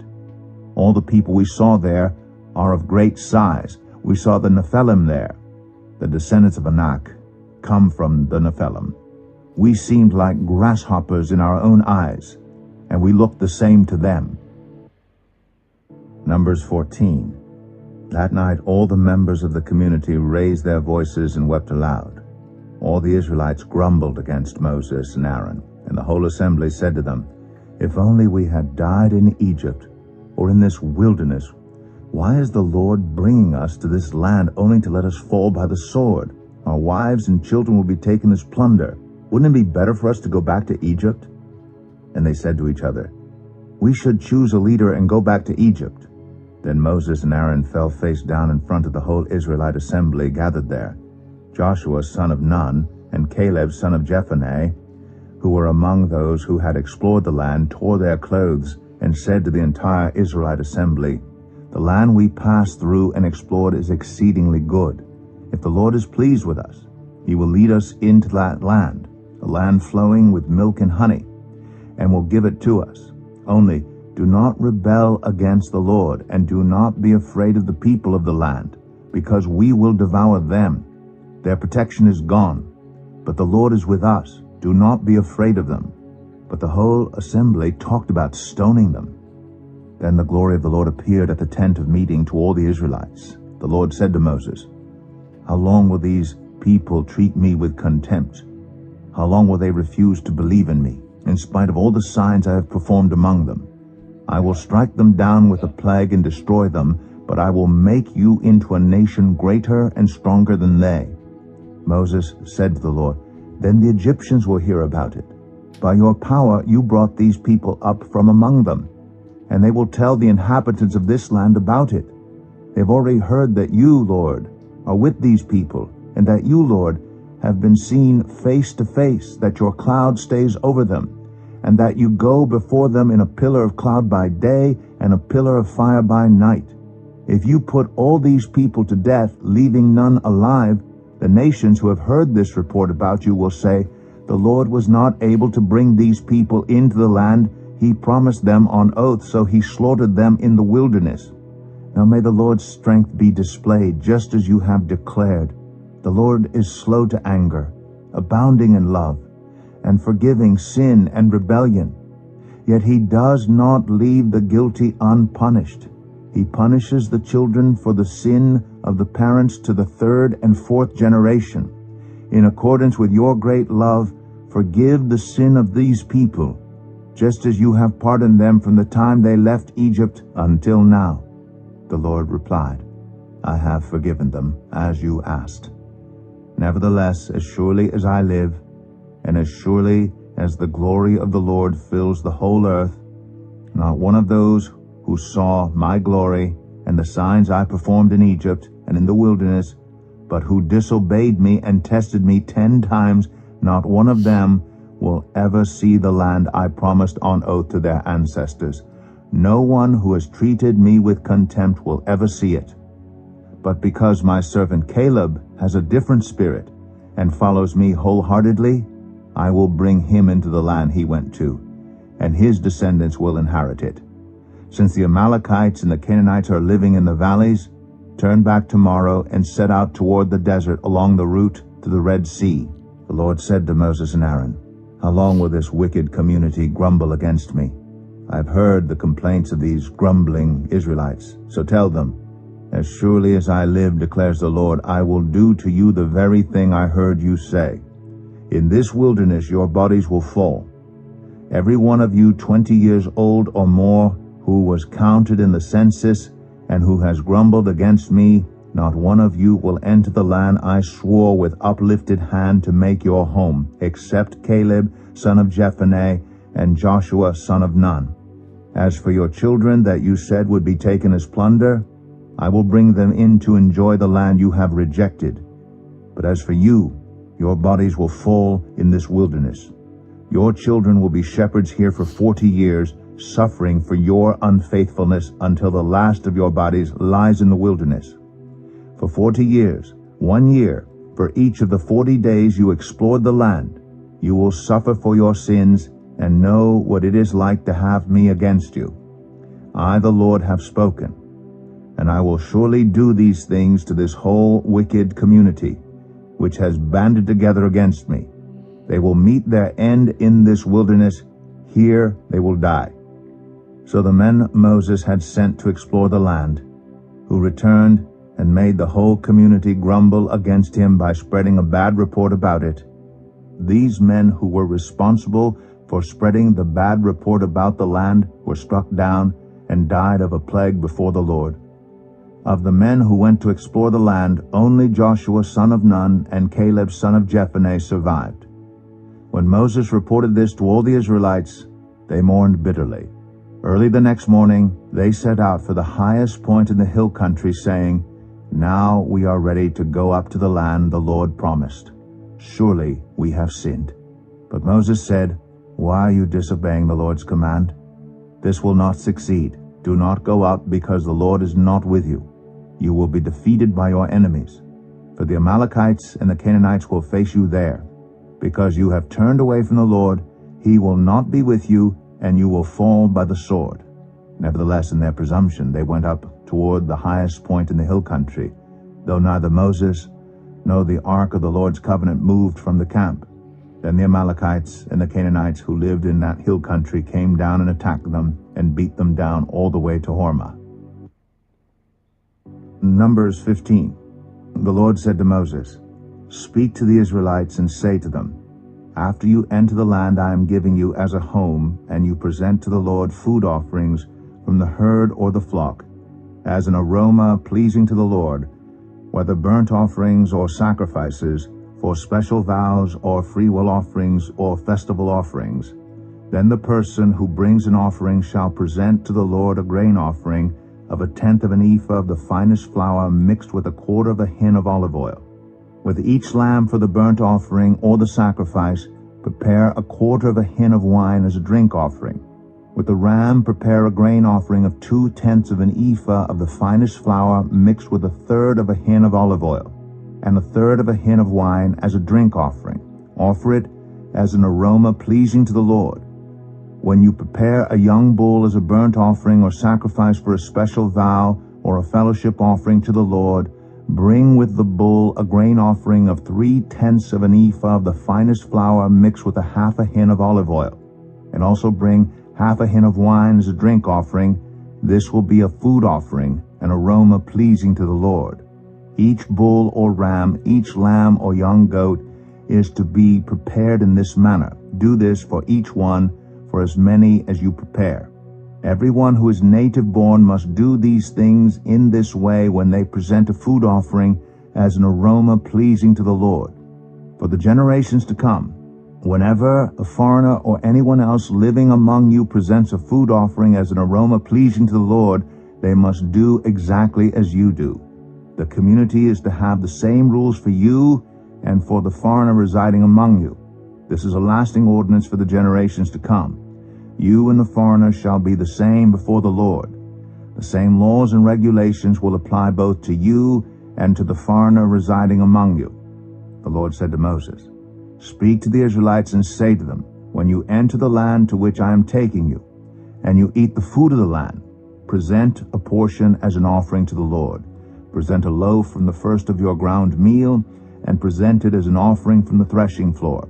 Throughout the generations to come, you are to give this offering to the Lord from the first of your ground meal.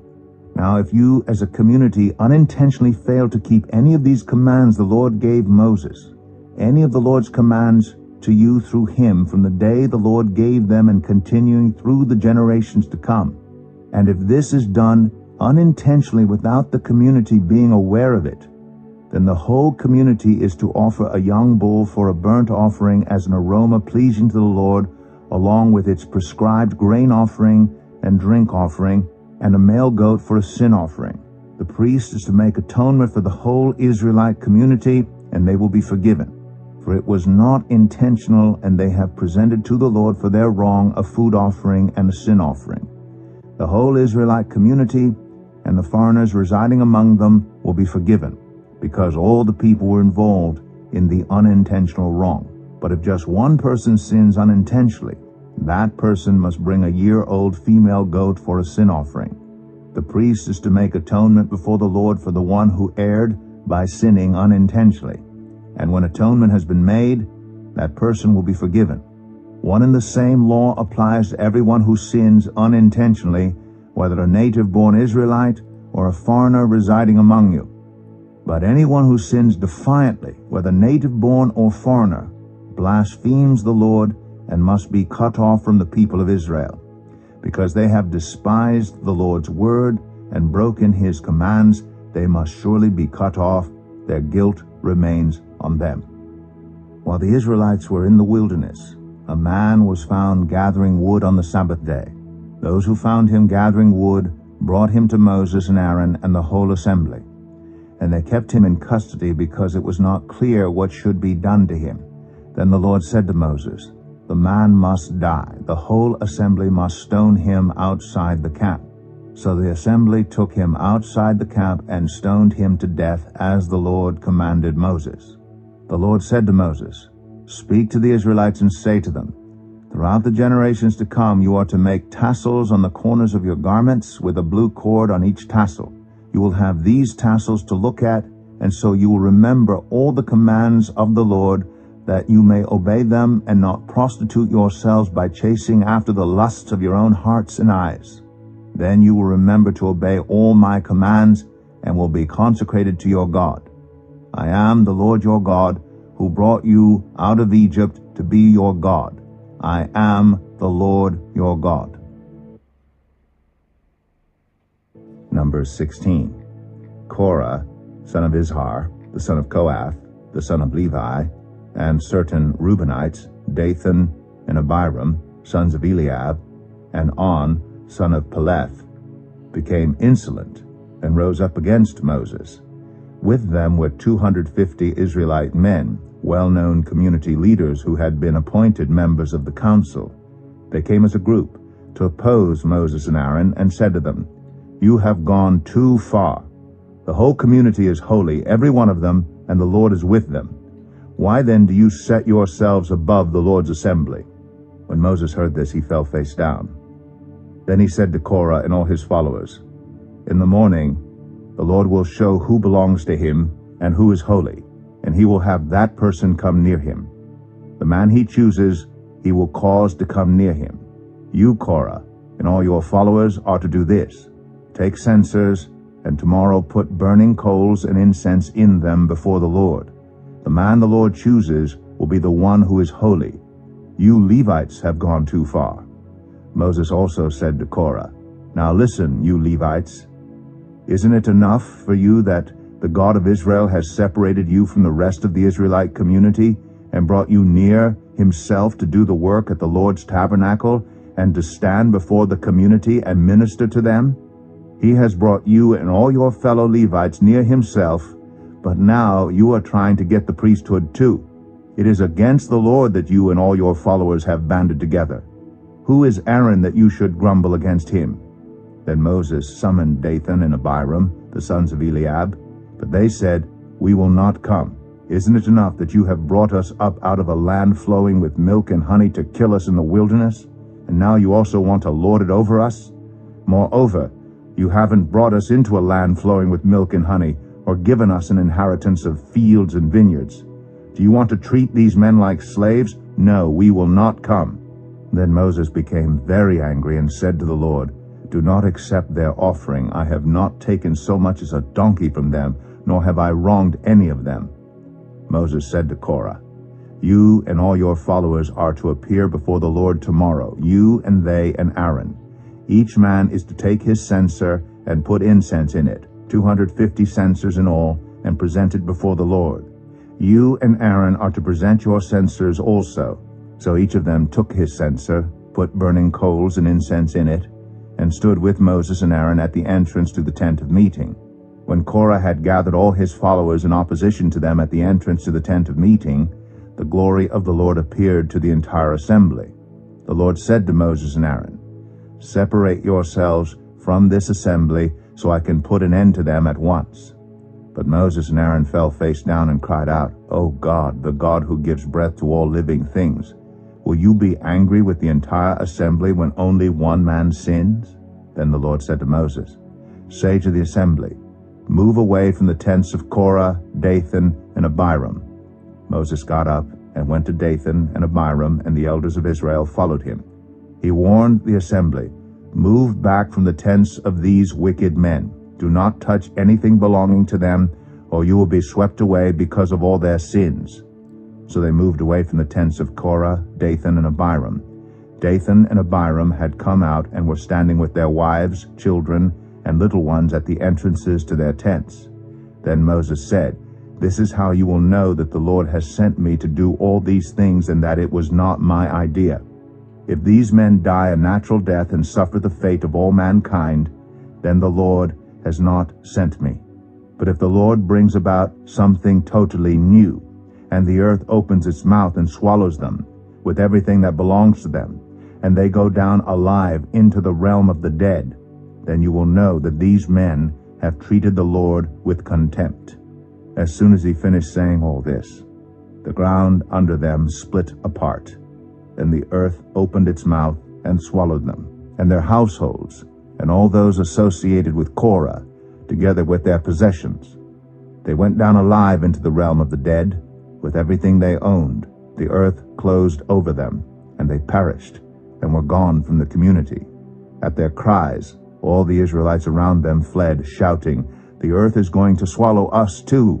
And fire came out from the Lord and consumed the 250 men who were offering the incense. The Lord said to Moses, "Tell Eleazar, son of Aaron, the priest, to remove the censers from the charred remains and scatter the coals some distance away, for the censers are holy, the censers of the men who sinned at the cost of their lives. Hammer the censers into sheets to overlay the altar, for they were presented before the Lord and have become holy. Let them be a sign to the Israelites." So Eleazar the priest collected the bronze censers brought by those who had been burned to death, and he had them hammered out to overlay the altar, as the Lord directed him through Moses. This was to remind the Israelites that no one except a descendant of Aaron should come to burn incense before the Lord, or he would become like Korah and his followers. The next day, the whole Israelite community grumbled against Moses and Aaron. "You have killed the Lord's people," they said.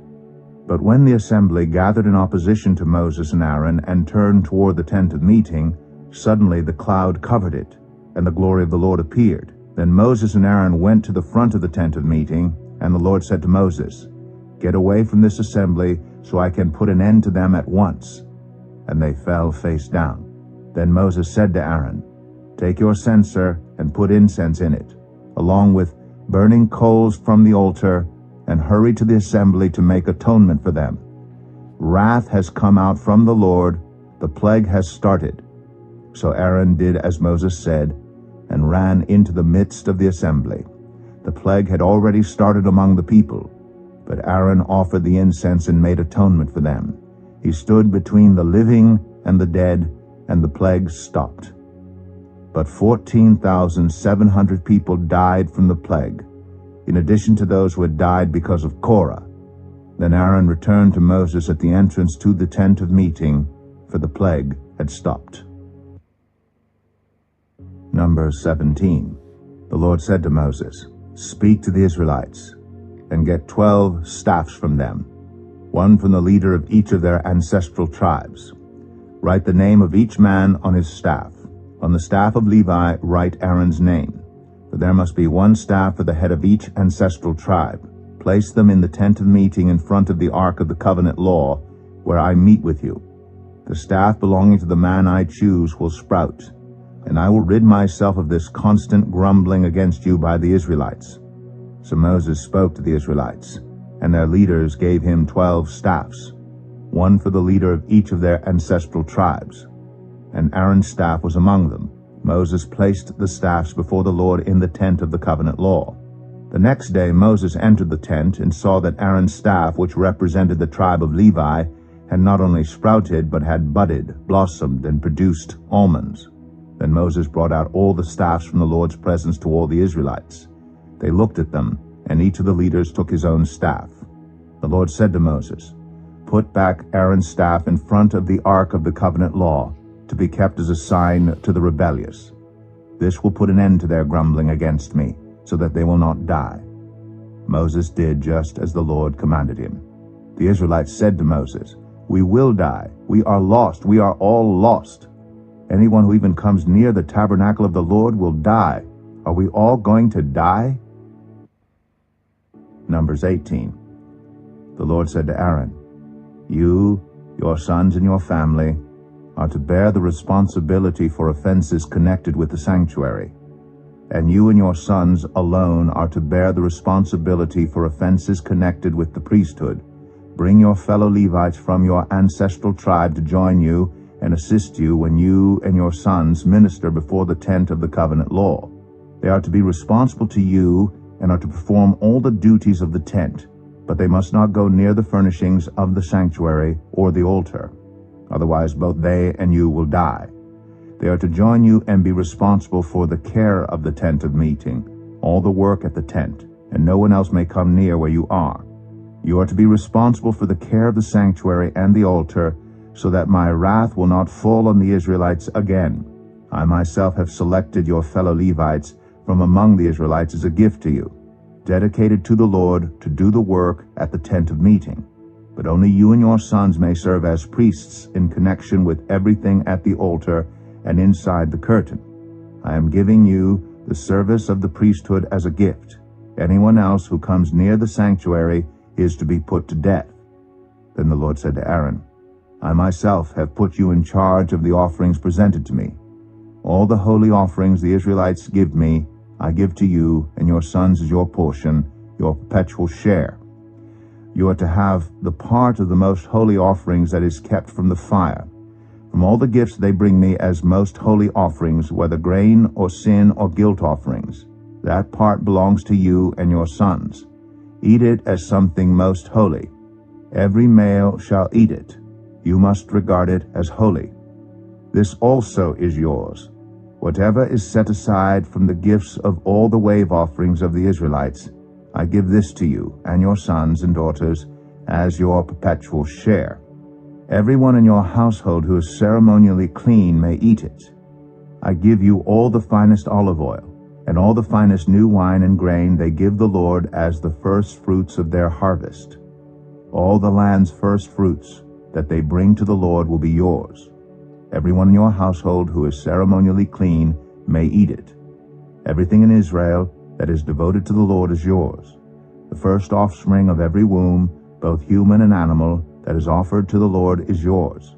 But you must redeem every firstborn son and every firstborn male of unclean animals.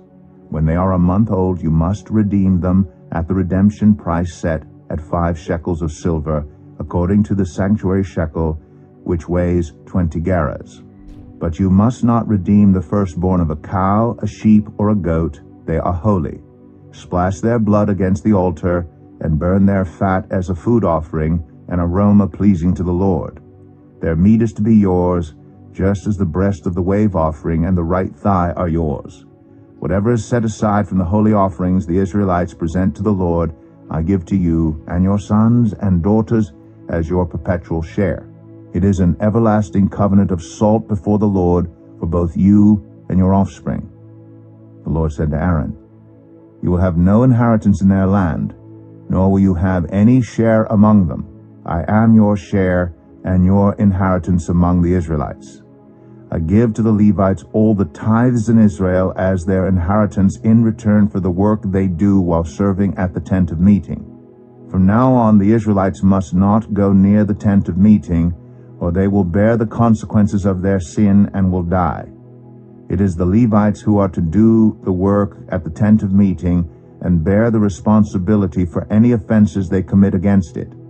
This is a lasting ordinance for the generations to come. They will receive no inheritance among the Israelites. Instead, I give to the Levites as their inheritance the tithes that the Israelites present as an offering to the Lord. That is why I said concerning them, they will have no inheritance among the Israelites. The Lord said to Moses, Speak to the Levites and say to them, When you receive from the Israelites the tithe I give you as your inheritance, you must present 1/10 of that tithe as the Lord's offering. Your offering will be reckoned to you as grain from the threshing floor or juice from the winepress. In this way you also will present an offering to the Lord from all the tithes you receive from the Israelites. From these tithes you must give the Lord's portion to Aaron the priest. You must present as the Lord's portion the best and holiest part of everything given to you. Say to the Levites, When you present the best part, it will be reckoned to you as the product of the threshing floor or the winepress. You and your households may eat the rest of it anywhere, for it is your wages for your work at the tent of meeting. By presenting the best part of it, you will not be guilty in this matter. Then you will not defile the holy offerings of the Israelites, and you will not die. Numbers 19. The Lord said to Moses and Aaron, This is a requirement of the law that the Lord has commanded. Tell the Israelites to bring you a red heifer without defect or blemish, and that has never been under a yoke. Give it to Eleazar the priest. It is to be taken outside the camp and slaughtered in his presence. Then Eleazar the priest is to take some of its blood on his finger and sprinkle it 7 times toward the front of the tent of meeting.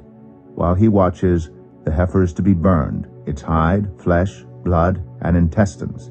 The priest is to take some cedar wood, hyssop, and scarlet wool, and throw them onto the burning heifer. After that, the priest must wash his clothes and bathe himself with water. He may then come into the camp, but he will be ceremonially unclean till evening. The man who burns it must also wash his clothes and bathe with water, and he too will be unclean till evening. A man who is clean shall gather up the ashes of the heifer and put them in a ceremonially clean place outside the camp. They are to be kept by the Israelite community for use in the water of cleansing. It is for purification from sin. The man who gathers up the ashes of the heifer must also wash his clothes, and he too will be unclean till evening. This will be a lasting ordinance both for the Israelites and for the foreigners residing among them. Whoever touches a human corpse will be unclean for 7 days. They must purify themselves with the water on the 3rd day, and on the 7th day, then they will be clean. But if they do not purify themselves on the 3rd and 7th days, they will not be clean. If they fail to purify themselves after touching a human corpse, they defile the Lord's tabernacle. They must be cut off from Israel. Because the water of cleansing has not been sprinkled on them, they are unclean. Their uncleanness remains on them. This is the law that applies when a person dies in a tent. Anyone who enters the tent and anyone who is in it will be unclean for 7 days. And every open container without a lid fastened on it will be unclean.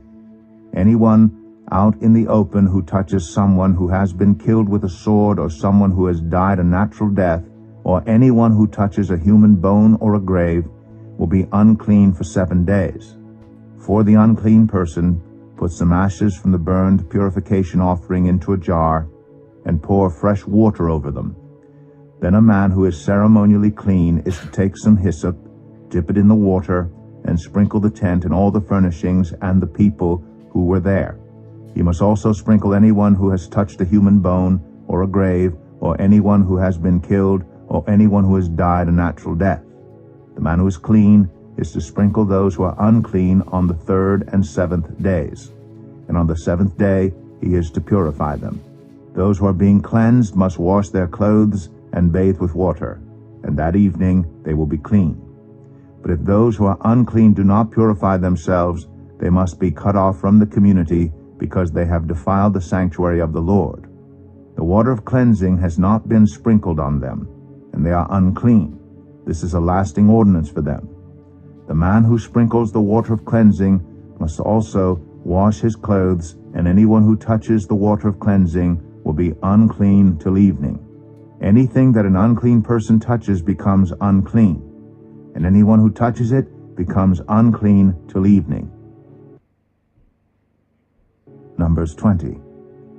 In the 1st month, the whole Israelite community arrived at the desert of Zin, and they stayed at Kadesh. There Miriam died and was buried. Now there was no water for the community, and the people gathered in opposition to Moses and Aaron. They quarreled with Moses and said, "If only we had died when our brothers fell dead before the Lord. Why did you bring the Lord's community into this wilderness, that we and our livestock should die here? Why did you bring us up out of Egypt to this terrible place? It has no grain or figs, grapevines or pomegranates, and there's no water to drink." Moses and Aaron went from the assembly to the entrance to the tent of meeting and fell face down, and the glory of the Lord appeared to them. The Lord said to Moses, "Take the staff, and you and your brother Aaron gather the assembly together. Speak to that rock before their eyes, and it will pour out its water. You will bring water out of the rock for the community, so they and their livestock can drink." So Moses took the staff from the Lord's presence, just as he commanded him. He and Aaron gathered the assembly together in front of the rock, and Moses said to them, "Listen, you rebels, must we bring you water out of this rock?" Then Moses raised his arm and struck the rock twice with his staff. Water gushed out, and the community and their livestock drank. But the Lord said to Moses and Aaron, "Because you did not trust in me enough to honor me as holy in the sight of the Israelites, you will not bring this community into the land I give them." These were the waters of Meribah, where the Israelites quarreled with the Lord, and where he was proved holy among them. Moses sent messengers from Kadesh to the king of Edom, saying, "This is what your brother Israel says.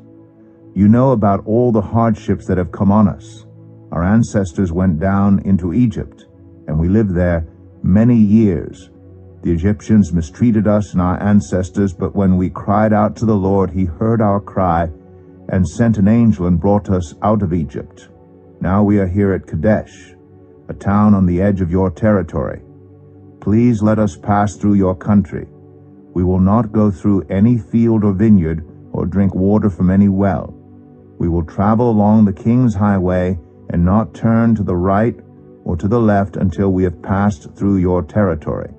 But Edom answered, "You may not pass through here. If you try, we will march out and attack you with the sword." The Israelites replied, "We will go along the main road, and if we or our livestock drink any of your water, we will pay for it. We only want to pass through on foot, nothing else." Again they answered, "You may not pass through." Then Edom came out against them with a large and powerful army. Since Edom refused to let them go through their territory, Israel turned away from them.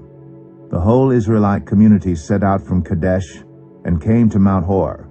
At Mount Hor, near the border of Edom, the Lord said to Moses and Aaron, Aaron will be gathered to his people. He will not enter the land I give the Israelites, because both of you rebelled against my command at the waters of Meribah. Get Aaron and his son Eleazar, and take them up Mount Hor. Remove Aaron's garments, and put them on his son Eleazar, for Aaron will be gathered to his people. He will die there. Moses did as the Lord commanded. They went up Mount Hor in the sight of the whole community. Moses removed Aaron's garments and put them on his son Eleazar, and Aaron died there on top of the mountain. Then Moses and Eleazar came down from the mountain. And when the whole community learned that Aaron had died, all the Israelites mourned for him 30 days. Numbers 21. When the Canaanite king of Arad, who lived in the Negev, heard that Israel was coming along the road to Atharim, he attacked the Israelites and captured some of them. Then Israel made this vow to the Lord, If you will deliver these people into our hands, we will totally destroy their cities.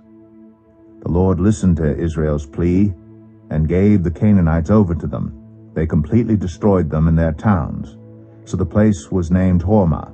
They traveled from Mount Hor along the route to the Red Sea to go around Edom. But the people grew impatient on the way. They spoke against God and against Moses and said, Why have you brought us up out of Egypt to die in the wilderness? There is no bread, there is no water, and we detest this miserable food. Then the Lord sent venomous snakes among them. They bit the people, and many Israelites died.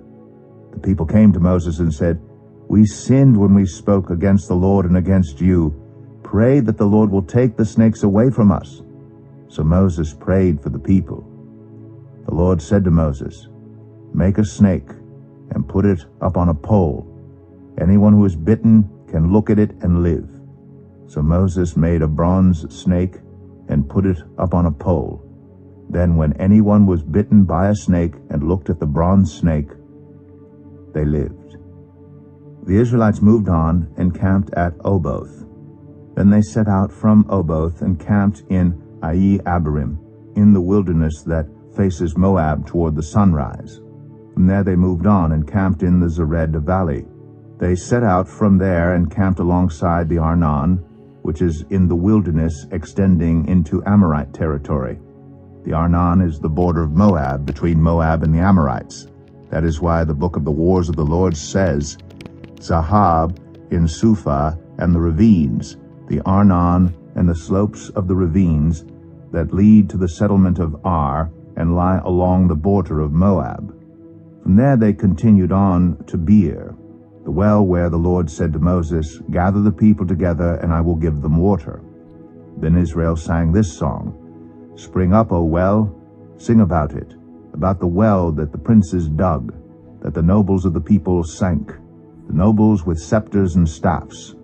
Then they went from the wilderness to Mattanah, from Mattanah to Nahaliel, from Nahaliel to Bamoth, and from Bamoth to the valley in Moab, where the top of Pisgah overlooks the wasteland. Israel sent messengers to say to Sihon, king of the Amorites, Let us pass through your country. We will not turn aside into any field or vineyard, or drink water from any well. We will travel along the king's highway until we have passed through your territory. But Sihon would not let Israel pass through his territory. He mustered his entire army and marched out into the wilderness against Israel. When he reached Jahaz, he fought with Israel. Israel, however, put him to the sword and took over his land from the Arnon to the Jabbok, but only as far as the Ammonites, because their border was fortified. Israel captured all the cities of the Amorites and occupied them, including Heshbon and all its surrounding settlements. Heshbon was the city of Sihon, king of the Amorites, who had fought against the former king of Moab and had taken from him all his land as far as the Arnon. That is why the poets say, Come to Heshbon and let it be rebuilt. Let Sihon's city be restored. Fire went out from Heshbon, a blaze from the city of Sihon. It consumed Ar of Moab, the citizens of Arnon's heights. Woe to you, Moab! You are destroyed, people of Chemosh. He has given up his sons as fugitives and his daughters as captives to Sihon, king of the Amorites. But we have overthrown them. Heshbon's dominion has been destroyed all the way to Dibon. We have demolished them as far as Nophah, which extends to Medeba. So Israel settled in the land of the Amorites. After Moses had sent spies to Jazer, the Israelites captured its surrounding settlements and drove out the Amorites who were there. Then they turned and went up along the road toward Bashan, and Og, king of Bashan, and his whole army marched out to meet them in battle at Edrei. The Lord said to Moses, "Do not be afraid of him, for I have delivered him into your hands, along with his whole army and his land. Do to him what you did to Sihon, king of the Amorites, who reigned in Heshbon." So they struck him down together with his sons and his whole army, leaving them no survivors, and they took possession of his land. Numbers 22. Then the Israelites traveled to the plains of Moab and camped along the Jordan across from Jericho. Now Balak, son of Zippor, saw all that Israel had done to the Amorites. And Moab was terrified because there were so many people. Indeed, Moab was filled with dread because of the Israelites. The Moabites said to the elders of Midian, "This horde is going to lick up everything around us, as an ox licks up the grass of the field." So Balak, son of Zippor, who was king of Moab at that time, sent messengers to summon Balaam, son of Beor, who was at Pethor, near the Euphrates River, in his native land. Balak said, "A people has come out of Egypt. They cover the face of the land and have settled next to me. Now come and put a curse on these people, because they are too powerful for me. Perhaps then I will be able to defeat them and drive them out of the land. For I know that whoever you bless is blessed, and whoever you curse is cursed." The elders of Moab and Midian left, taking with them the fee for divination. When they came to Balaam, they told him what Balak had said. "Spend the night here," Balaam said to them, "and I will report back to you with the answer the Lord gives me." So the Moabite officials stayed with him. God came to Balaam and asked, "Who are these men with you?" Balaam said to God, "Balak, son of Zippor, king of Moab, sent me this message. A people that has come out of Egypt covers the face of the land. Now come and put a curse on them for me. Perhaps then I will be able to fight them and drive them away." But God said to Balaam, "Do not go with them. You must not put a curse on those people, because they are blessed." The next morning Balaam got up and said to Balak's officials, "Go back to your own country, for the Lord has refused to let me go with you." So the Moabite officials returned to Balak and said, "Balaam refused to come with us." Then Balak sent other officials, more numerous and more distinguished than the first. They came to Balaam and said, "This is what Balak, son of Zippor, says. Do not let anything keep you from coming to me, because I will reward you handsomely and do whatever you say. Come and put a curse on these people for me." But Balaam answered them, "Even if Balak gave me all the silver and gold in his palace, I could not do anything great or small to go beyond the command of the Lord my God. Now spend the night here so that I can find out what else the Lord will tell me." That night God came to Balaam and said, "Since these men have come to summon you, go with them, but do only what I tell you." Balaam got up in the morning, saddled his donkey, and went with the Moabite officials. But God was very angry when he went, and the angel of the Lord stood in the road to oppose him. Balaam was riding on his donkey, and his 2 servants were with him. When the donkey saw the angel of the Lord standing in the road with a drawn sword in his hand, it turned off the road into a field. Balaam beat it to get it back on the road. Then the angel of the Lord stood in a narrow path through the vineyards, with walls on both sides. When the donkey saw the angel of the Lord, it pressed close to the wall, crushing Balaam's foot against it. So he beat the donkey again. Then the angel of the Lord moved on ahead and stood in a narrow place where there was no room to turn, either to the right or to the left. When the donkey saw the angel of the Lord, it lay down under Balaam, and he was angry and beat it with his staff. Then the Lord opened the donkey's mouth, and it said to Balaam, "What have I done to you to make you beat me these 3 times?" Balaam answered the donkey, "You have made a fool of me. If only I had a sword in my hand, I would kill you right now." The donkey said to Balaam, "Am I not your own donkey, which you have always ridden to this day? Have I been in the habit of doing this to you?" "No," he said. Then the Lord opened Balaam's eyes, and he saw the angel of the Lord standing in the road with his sword drawn. So he bowed low and fell face down. The angel of the Lord asked him, "Why have you beaten your donkey these 3 times? I have come here to oppose you because your path is a reckless one before me. The donkey saw me and turned away from me these 3 times. If it had not turned away, I would certainly have killed you by now, but I would have spared it." Balaam said to the angel of the Lord, "I have sinned. I did not realize you were standing in the road to oppose me. Now, if you are displeased, I will go back." The angel of the Lord said to Balaam, "Go with the men, but speak only what I tell you." So Balaam went with Balak's officials. When Balak heard that Balaam was coming, he went out to meet him at the Moabite town on the Arnon border at the edge of his territory. Balak said to Balaam, "Did I not send you an urgent summons? Why didn't you come to me? Am I really not able to reward you?" "Well, I have come to you now," Balaam replied.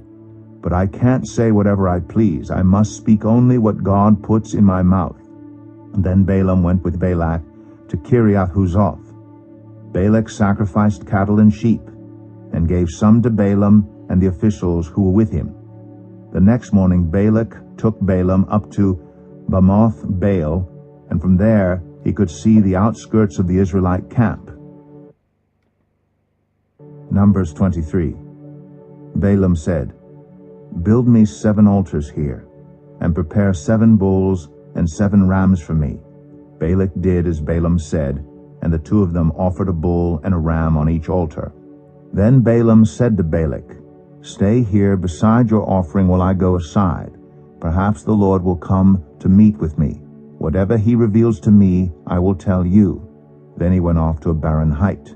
God met with him, and Balaam said, "I have prepared 7 altars, and on each altar I have offered a bull and a ram." The Lord put a word in Balaam's mouth and said, "Go back to Balak and give him this word." So he went back to him and found him standing beside his offering with all the Moabite officials. Then Balaam spoke his message. "Balak brought me from Aram, the king of Moab, from the eastern mountains. Come," he said, "curse Jacob for me. Come, denounce Israel. How can I curse those whom God has not cursed? How can I denounce those whom the Lord has not denounced? From the rocky peaks I see them. From the heights I view them. I see a people who live apart and do not consider themselves one of the nations. Who can count the dust of Jacob, or number even 1/4 of Israel? Let me die the death of the righteous, and may my final end be like theirs." Balak said to Balaam, "What have you done to me? I brought you to curse my enemies, but you have done nothing but bless them." He answered, "Must I not speak what the Lord puts in my mouth?" Then Balak said to him, "Come with me to another place where you can see them. You will not see them all, but only the outskirts of their camp, and from there curse them for me." So he took him to the field of Zophim on the top of Pisgah, and there he built 7 altars and offered a bull and a ram on each altar. Balaam said to Balak, "Stay here beside your offering while I meet with him over there." The Lord met with Balaam and put a word in his mouth and said, "Go back to Balak and give him this word." So he went to him and found him standing beside his offering with the Moabite officials. Balak asked him, "What did the Lord say?" Then he spoke his message. "Arise, Balak, and listen. Hear me, son of Zippor. God is not human, that he should lie, not a human being, that he should change his mind. Does he speak and then not act? Does he promise and not fulfill? I have received a command to bless. He has blessed, and I cannot change it. No misfortune is seen in Jacob, no misery observed in Israel. The Lord their God is with them. The shout of the king is among them. God brought them out of Egypt. They have the strength of a wild ox. There is no divination against Jacob, no evil omens against Israel. It will now be said of Jacob and of Israel, see what God has done. The people rise like a lioness. They rouse themselves like a lion that does not rest till it devours its prey and drinks the blood of its victims. Then Balak said to Balaam, neither curse them at all nor bless them at all. Balaam answered, did I not tell you I must do whatever the Lord says? Then Balak said to Balaam, come, let me take you to another place. Perhaps it will please God to let you curse them for me from there. And Balak took Balaam to the top of Peor, overlooking the wasteland. Balaam said, build me 7 altars here, and prepare 7 bulls and 7 rams for me. Balak did as Balaam had said, and offered a bull and a ram on each altar. Numbers 24. Now when Balaam saw that it pleased the Lord to bless Israel, he did not resort to divination as at other times, but turned his face toward the wilderness. When Balaam looked out and saw Israel encamped tribe by tribe, the Spirit of God came on him, and he spoke his message. The prophecy of Balaam son of Beor, the prophecy of one whose eye sees clearly, the prophecy of one who hears the words of God, who sees a vision from the Almighty, who falls prostrate, and whose eyes are opened. How beautiful are your tents, Jacob, your dwelling places, Israel. Like valleys they spread out, like gardens beside a river, like aloes planted by the Lord, like cedars beside the waters. Water will flow from their buckets, their seed will have abundant water. Their king will be greater than Agag, their kingdom will be exalted. God brought them out of Egypt. They have the strength of a wild ox. They devour hostile nations and break their bones in pieces. With their arrows they pierce them. Like a lion they crouch and lie down, like a lioness who dares to rouse them. May those who bless you be blessed, and those who curse you be cursed. Then Balak's anger burned against Balaam. He struck his hands together and said to him, I summoned you to curse my enemies, but you have blessed them these 3 times. Now leave at once and go home. I said I would reward you handsomely, but the Lord has kept you from being rewarded. Balaam answered Balak, did I not tell the messengers you sent me, even if Balak gave me all the silver and gold in his palace, I could not do anything of my own accord, good or bad, to go beyond the command of the Lord, and I must say only what the Lord says. Now I am going back to my people, but come, let me warn you of what this people will do to your people in days to come. Then he spoke his message. The prophecy of Balaam son of Beor, the prophecy of one whose eye sees clearly, the prophecy of one who hears the words of God, who has knowledge from the Most High, who sees a vision from the Almighty, who falls prostrate, and whose eyes are opened. I see him, but not now. I behold him, but not near. A star will come out of Jacob. A scepter will rise out of Israel.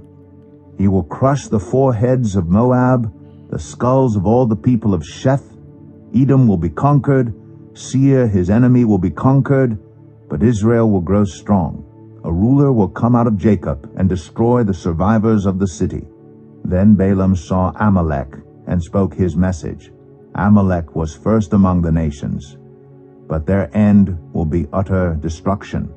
Then he saw the Kenites and spoke his message. Your dwelling place is secure. Your nest is set in a rock. Yet you Kenites will be destroyed when Asshur takes you captive. Then he spoke his message. Alas, who can live when God does this? Ships will come from the shores of Cyprus. They will subdue Asshur and Eber, but they too will come to ruin. Then Balaam got up and returned home, and Balak went his own way. Numbers 25. While Israel was staying in Shittim, the men began to indulge in sexual immorality with Moabite women, who invited them to the sacrifices to their gods. The people ate the sacrificial meal and bowed down before these gods. So Israel yoked themselves to the Baal of Peor, and the Lord's anger burned against them. The Lord said to Moses, "Take all the leaders of these people, kill them, and expose them in broad daylight before the Lord, so that the Lord's fierce anger may turn away from Israel." So Moses said to Israel's judges, "Each of you must put to death those of your people who have yoked themselves to the Baal of Peor." Then an Israelite man brought into the camp a Midianite woman right before the eyes of Moses and the whole assembly of Israel, while they were weeping at the entrance to the tent of meeting. When Phinehas, son of Eleazar, the son of Aaron, the priest, saw this, he left the assembly, took a spear in his hand, and followed the Israelite into the tent. He drove the spear into both of them, right through the Israelite man and into the woman's stomach. Then the plague against the Israelites was stopped. But those who died in the plague numbered 24,000. The Lord said to Moses, "Phinehas, son of Eleazar, the son of Aaron, the priest, has turned my anger away from the Israelites. Since he was as zealous for my honor among them as I am, I did not put an end to them in my zeal. Therefore tell him I am making my covenant of peace with him. He and his descendants will have a covenant of a lasting priesthood, because he was zealous for the honor of his God and made atonement for the Israelites." The name of the Israelite who was killed with the Midianite woman was Zimri, son of Salu, the leader of a Simeonite family. And the name of the Midianite woman who was put to death was Cosbi, daughter of Zur, a tribal chief of a Midianite family. The Lord said to Moses, "Treat the Midianites as enemies and kill them. They treated you as enemies when they deceived you in the Peor incident involving their sister Cosbi, the daughter of a Midianite leader, the woman who was killed when the plague came as a result of that incident." Numbers 26. After the plague, the Lord said to Moses and Eleazar, son of Aaron, the priest, "Take a census of the whole Israelite community by families, all those 20 years old or more who are able to serve in the army of Israel."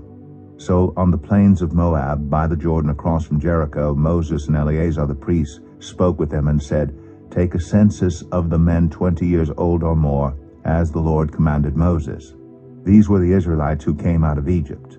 The descendants of Reuben, the firstborn son of Israel, were, through Hanok, the Hanokite clan, through Palu, the Paluite clan, through Hezron, the Hezronite clan, through Carmite, the Carmite clan. These were the clans of Reuben. Those numbered were 43,730. The son of Palu was Eliab, and the sons of Eliab were Nemuel, Dathan, and Abiram. The same Dathan and Abiram were the community officials who rebelled against Moses and Aaron, and were among Korah's followers when they rebelled against the Lord. The earth opened its mouth and swallowed them along with Korah, whose followers died when the fire devoured the 250 men, and they served as a warning sign. The line of Korah, however, did not die out. The descendants of Simeon by their clans were, through Nemuel, the Nemuelite clan, through Jamin, the Jaminite clan, through Jachin, the Jachinite clan, through Zerah, the Zerahite clan, through Shaul, the Shaulite clan. These were the clans of Simeon. Those numbered were 22,200. The descendants of Gad by their clans were, through Zephon, the Zephonite clan, through Haggai, the Haggite clan, through Shuni, the Shunite clan, through Ozni, the Oznite clan, through Eri, the Erite clan, through Aradai, the Aradite clan, through Areli, the Arelite clan. These were the clans of Gad. Those numbered were 40,500.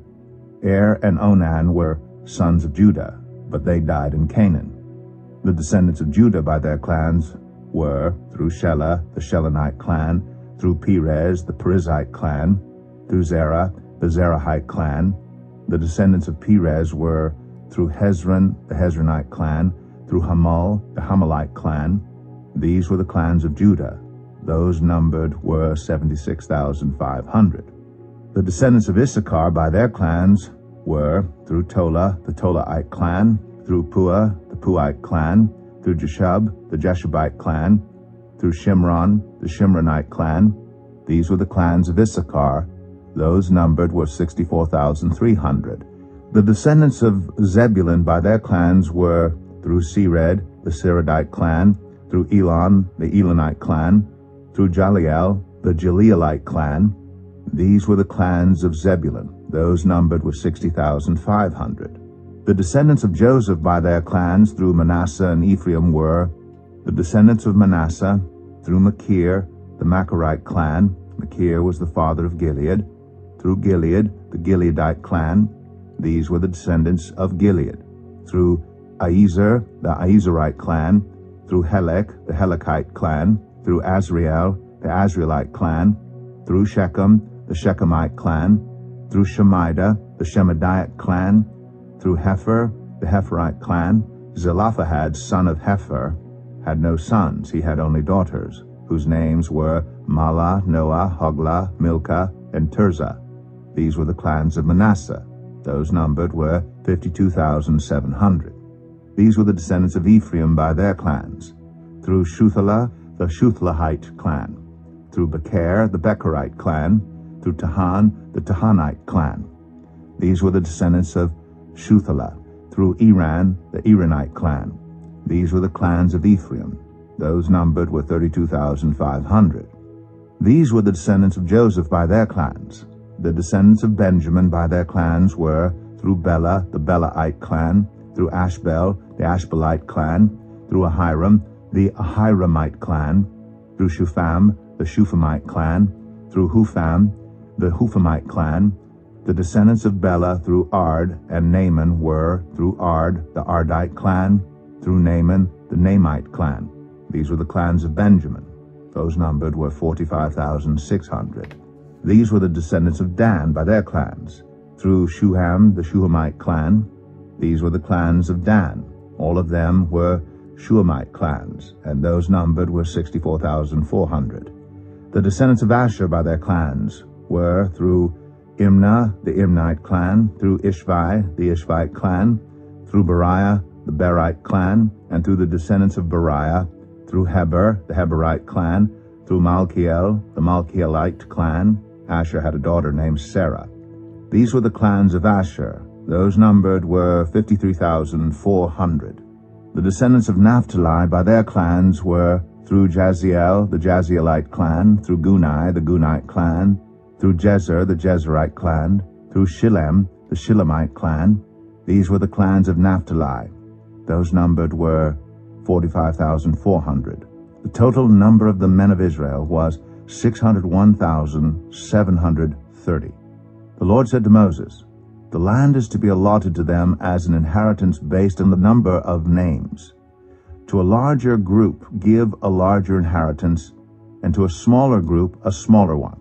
Each is to receive its inheritance according to the number of those listed.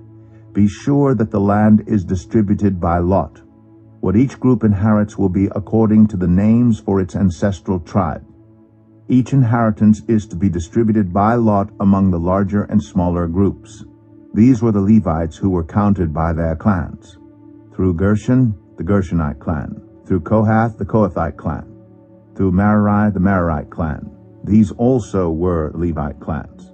The Libnite clan, the Hebronite clan, the Malite clan, the Mushite clan, the Korahite clan.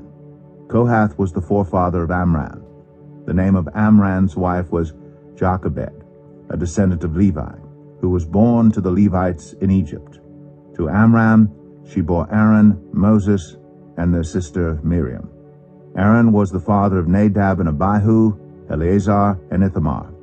But Nadab and Abihu died when they made an offering before the Lord with unauthorized fire. All the male Levites a month old or more numbered 23,000.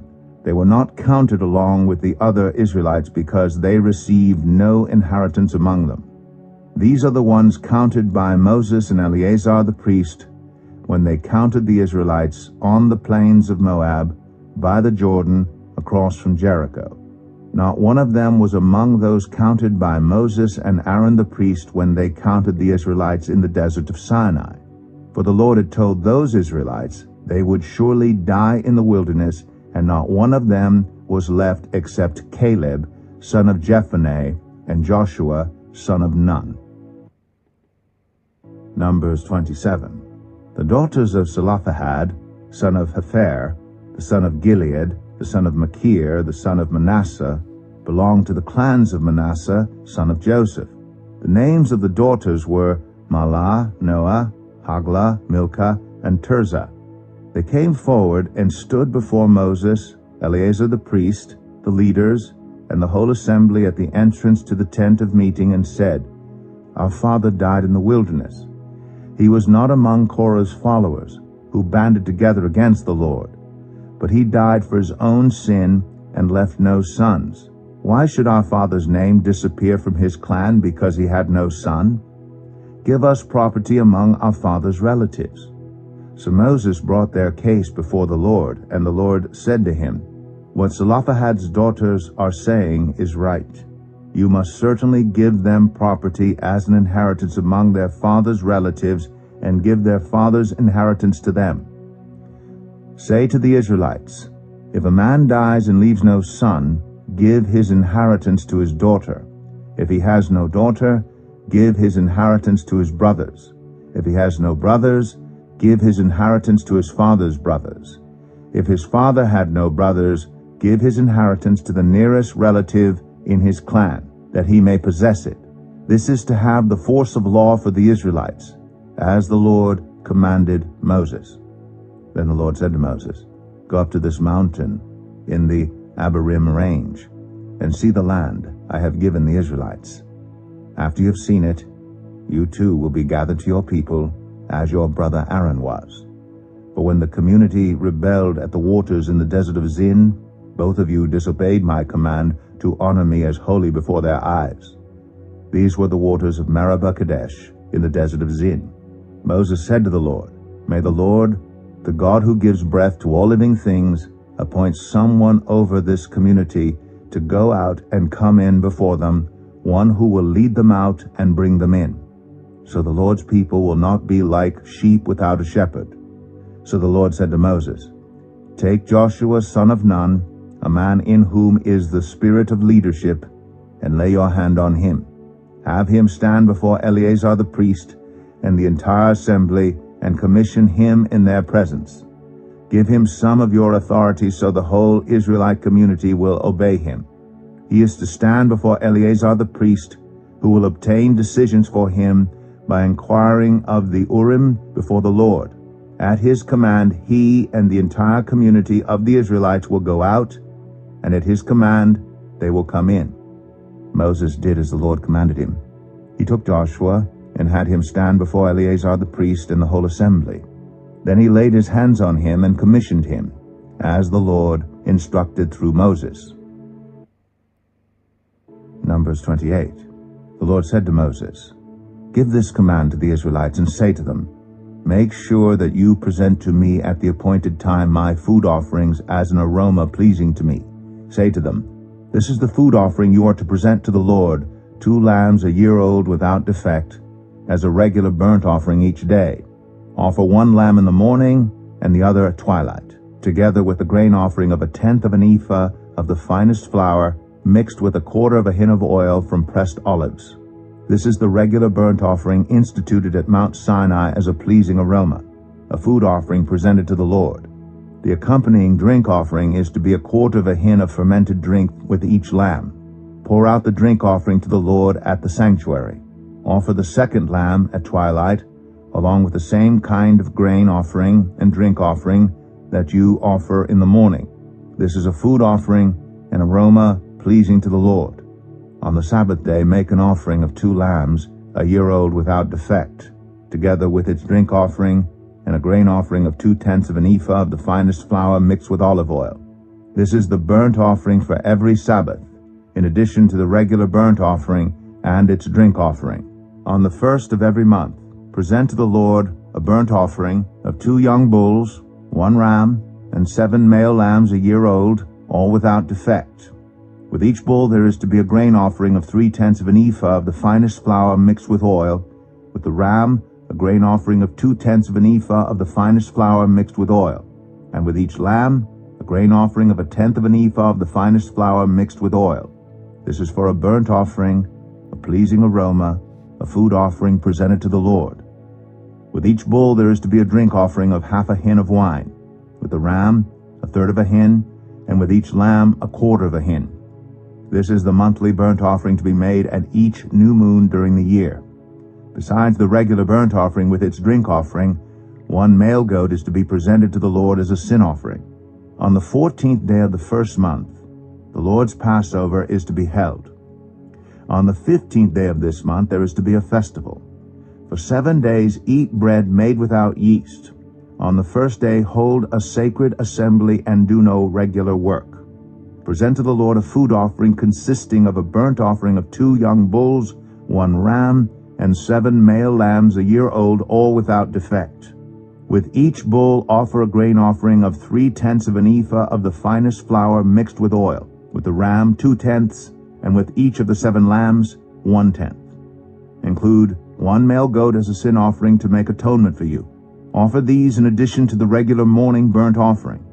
In this way, present the food offering every day for 7 days as an aroma pleasing to the Lord. It is to be offered in addition to the regular burnt offering and its drink offering. On the 7th day hold a sacred assembly and do no regular work.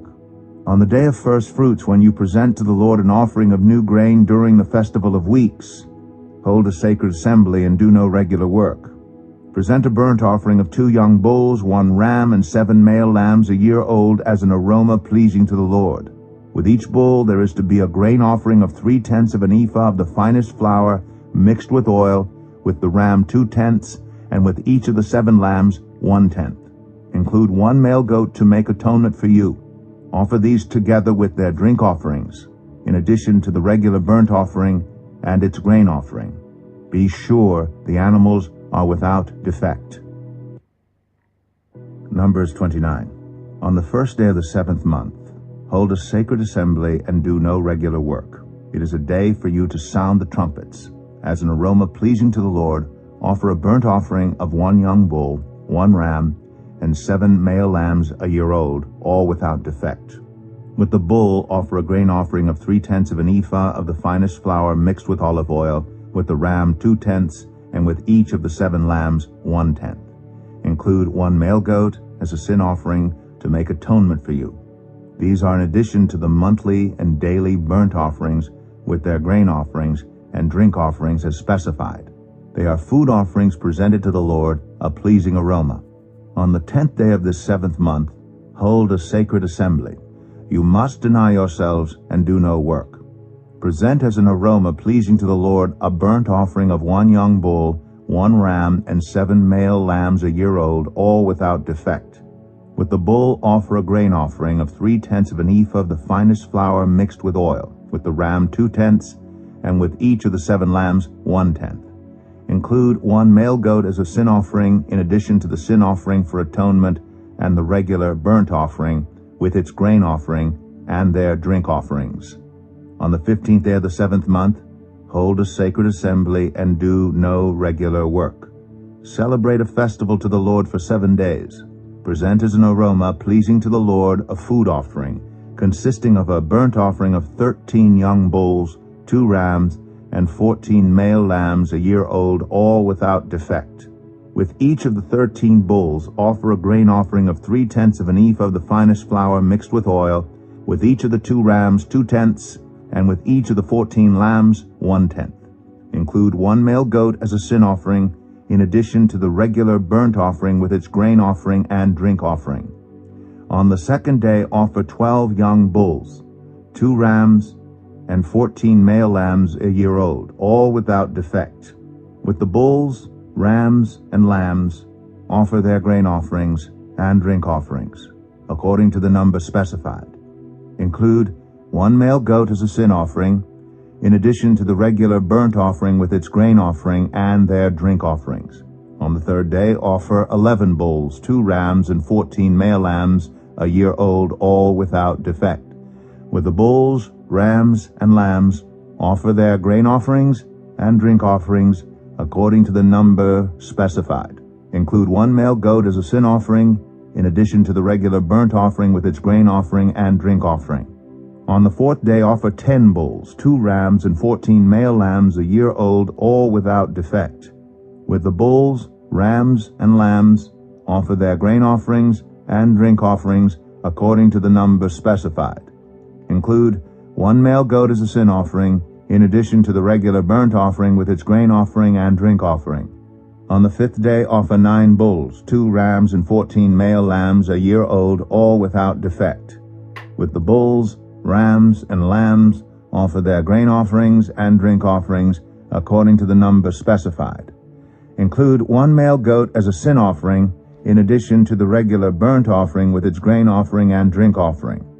On the 6th day, offer 8 bulls, 2 rams, and 14 male lambs a year old, all without defect. With the bulls, rams, and lambs, offer their grain offerings and drink offerings according to the number specified. Include 1 male goat as a sin offering, in addition to the regular burnt offering with its grain offering and drink offering. On the 7th day, offer 7 bulls, 2 rams, and 14 male lambs a year old, all without defect. With the bulls, rams, and lambs, offer their grain offerings and drink offerings according to the number specified. Include 1 male goat as a sin offering, in addition to the regular burnt offering with its grain offering and drink offering. On the 8th day, hold a closing special assembly and do no regular work. Present as an aroma pleasing to the Lord a food offering consisting of a burnt offering of 1 bull, 1 ram, and 7 male lambs a year old, all without defect. With the bull, the ram, and the lambs offer their grain offerings and drink offerings according to the number specified. Include 1 male goat as a sin offering, in addition to the regular burnt offering with its grain offering and drink offering. In addition to what you vow and your free will offerings, offer these to the Lord at your appointed festivals: your burnt offerings, grain offerings, drink offerings, and fellowship offerings. Moses told the Israelites all that the Lord commanded him. Numbers 30. Moses said to the heads of the tribes of Israel, "This is what the Lord commands. When a man makes a vow to the Lord or takes an oath to obligate himself by a pledge, he must not break his word, but must do everything he said. When a young woman still living in her father's household makes a vow to the Lord or obligates herself by a pledge, and her father hears about her vow or pledge but says nothing to her, then all her vows and every pledge by which she obligated herself will stand.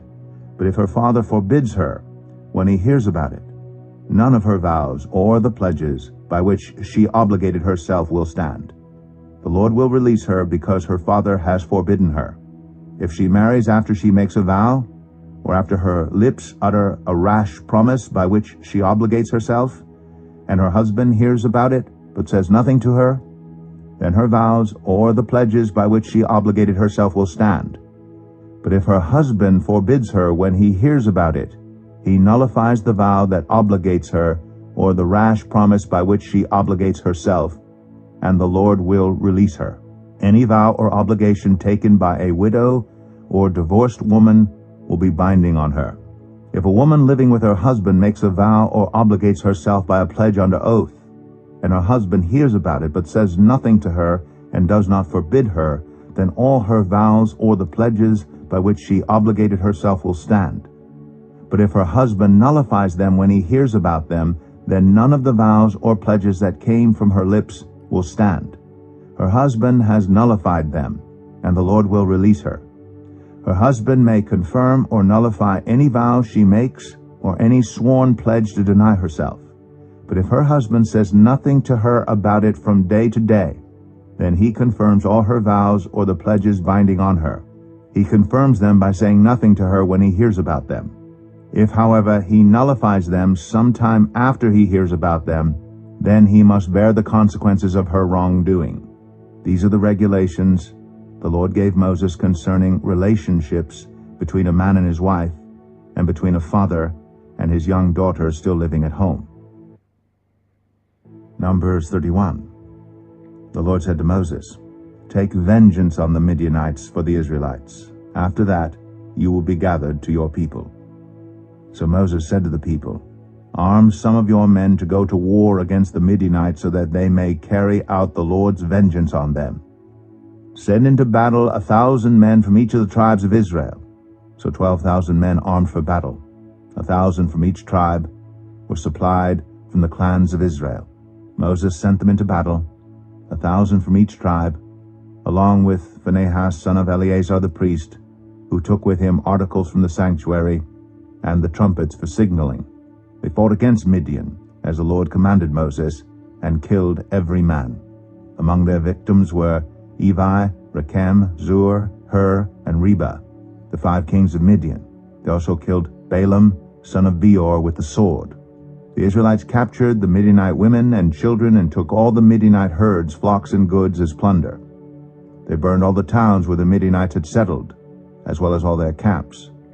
They took all the plunder and spoils, including the people and animals, and brought the captives, spoils, and plunder to Moses and Eleazar the priest and the Israelite assembly at their camp on the plains of Moab by the Jordan across from Jericho.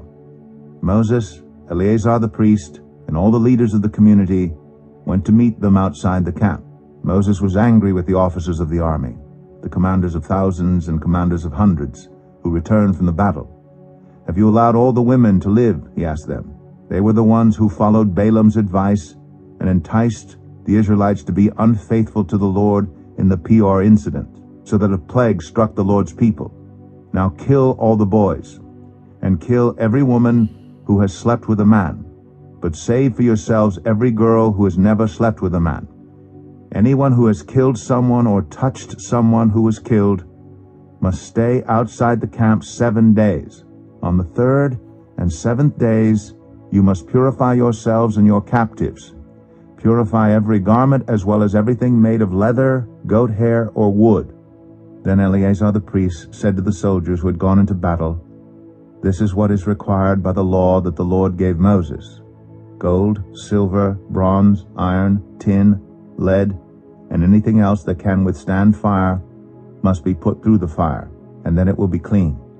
But it must also be purified with the water of cleansing, and whatever cannot withstand fire must be put through that water.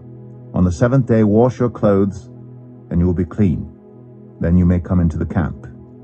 The Lord said to Moses, "You and Eleazar the priest and the family heads of the community are to count all the people and animals that were captured. Divide the spoils equally between the soldiers who took part in the battle and the rest of the community. From the soldiers who fought in the battle, set apart as tribute for the Lord 1 out of every 500, whether people, cattle, donkeys, or sheep. Take this tribute from their half share and give it to Eleazar the priest as the Lord's part. From the Israelites' half, select 1 out of every 50, whether people, cattle, donkeys, sheep, or other animals. Give them to the Levites, who are responsible for the care of the Lord's tabernacle." So Moses and Eleazar the priest did as the Lord commanded Moses. The plunder remaining from the spoils that the soldiers took was 675,000 sheep, 72,000 cattle, 61,000 donkeys, and 32,000 women who had never slept with a man. The half share of those who fought in the battle was 337,500 sheep, of which the tribute for the Lord was 675, 36,000 cattle, of which the tribute for the Lord was 72, 30,500 donkeys, of which the tribute for the Lord was 61, 16,000 people, of whom the tribute for the Lord was 32. Moses gave the tribute to Eleazar the priest as the Lord's part, as the Lord commanded Moses. The half belonging to the Israelites, which Moses set apart from that of the fighting men, the community's half, was 337,500 sheep, 36,000 cattle, 30,500 donkeys, and 16,000 people. From the Israelites' half, Moses selected 1 out of every 50 people and animals, as the Lord commanded him, and gave them to the Levites, who were responsible for the care of the Lord's tabernacle. Then the officers who were over the units of the army, the commanders of thousands and commanders of hundreds, went to Moses and said to him, "Your servants have counted the soldiers under our command, and not one is missing. So we have brought as an offering to the Lord the gold articles each of us acquired, armlets, bracelets, signet rings, earrings, and necklaces, to make atonement for ourselves before the Lord." Moses and Eleazar the priest accepted from them the gold, all the crafted articles, all the gold from the commanders of thousands and commanders of hundreds that Moses and Eleazar presented as a gift to the Lord weighed 16,750 shekels. Each soldier had taken plunder for himself. Moses and Eleazar the priest accepted the gold from the commanders of thousands and commanders of hundreds and brought it into the tent of meeting as a memorial for the Israelites before the Lord. Numbers 32. The Reubenites and Gadites, who had very large herds and flocks, saw that the lands of Jazer and Gilead were suitable for livestock. So they came to Moses and Eleazar the priest and to the leaders of the community and said, Adaroth, Dibon, Jazer, Nimrah, Heshbon, Elealeh, Sebam, Nebo, and Boan, the land the Lord subdued before the people of Israel, are suitable for livestock, and your servants have livestock. If we have found favor in your eyes, they said, let this land be given to your servants as our possession. Do not make us cross the Jordan. Moses said to the Gadites and Reubenites, should your fellow Israelites go to war while you sit here? Why do you discourage the Israelites from crossing over into the land the Lord has given them? This is what your fathers did when I sent them from Kadesh Barnea to look over the land.